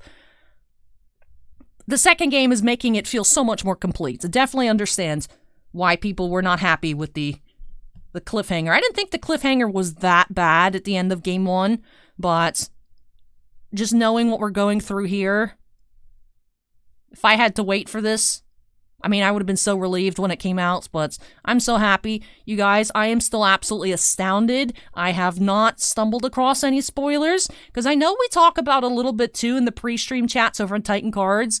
I'm very thankful no a-holes have jumped in being like, hey, I see you guys are talking about a little getting started on Resolve. Well, guess what? 2 cases in, Kazuma's gonna come back to life, and his dad was the serial killer who murdered Van Zieks' older brother. That would have been horrible. So I'm so happy that we've managed to dodge stuff. I'm so happy that we've dodged spoilers. I hate spoilers. Spoilers ruin things. If you guys want to make me upset, spoil something I'm excited for. don't, but if you really wanted to.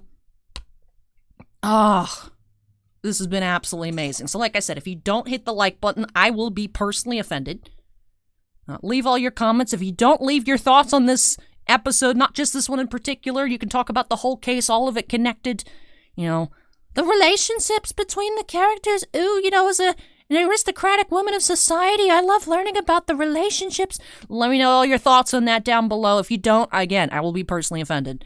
And if you're not yet part of the Allie's Treasure Trove, if you're just watching to see someone react to this big reveal here at the end of the Great Departed Soul, really hope you enjoyed it. Hope that it was what you're expecting to see out of somebody getting blindsided by all of this for the first time. Make sure you go ahead and hit that subscribe button. That's also something I really enjoy doing too, is like, as I'm playing these games, and I'm like, oh man, that's insane, that's insane. Like how I was talking about, I did give you guys the timestamps to dodge spoilers last episode if you wanted, but the big reveal at the end of Spirit of Justice, after I finished the game, first thing, because it was the last case, first thing I did was I'm like, I need to go watch other people playing this game. I need to go see them freaking out and see if it's the same way that I did it. So if you're just tuning in for that, you want to see someone lose their mind over, oh my god, it's Cosmo's dead, and then Cosmo just leaves again. Rude. Very rude, Cosmo. I thought you were our best friend, dude. Come on, man. Come back. Come back. If you enjoyed it, hope you go ahead and hit that subscribe button. Now, of course, before I get on out of here, still earlier technically than a stream night, but I am absolutely beat down, so I'm going to wrap this on up. Before I get out of here, though, I do have to, of course, give a big shout out to all of my patrons over on Patreon. Thank you so much, you guys, for your above and beyond supports. Really, absolutely, truly do appreciate it. To have 5 Ultimate Excavators, Jack Perez, Keith Mina, Mako, Mark Mardini, and Stephen Olivo, 2 Gemstone Miners, Andon and Stephen Bly, and 1 Crystal Collector, John Michek. But thank you so much again to all of my patrons, whether you're on a tier in which I say your name at the end of every video or not. Really do appreciate your guys' above and beyond support, so thank you, thank you, thank you. But yes, that here does it for me. So that was an absolute crazy ending. I mean, it kind of went as I expected, Dr. Side being suspicious. I was surprised. I mean, I figured it out as we're going along, but I would not have anticipated that she was the murderer from the outset. Did think she had something. She was very suspicious. I thought she might be involved with something, and it does seem like she's been involved with a lot, so I hope we expand upon that as we continue. But man, this has been a wild ride. So far, this has been my favorite case. Like I said, I've really enjoyed all of them except the second one. It left me feeling empty, left me sad that Cosmo had passed, but he's not. We have the return of the Great Departed Soul. Easy. But yes, I think with that one, that'll do it for me here. Thank you so much for watching, everybody, and I hope you'll join me as we delve deeper into the mysteries, into the intricacies here of the Great Ace Attorney Chronicles next time. So thank you so much for watching, everybody. Take care, stay safe, and hope to catch you in the next episode. Bye!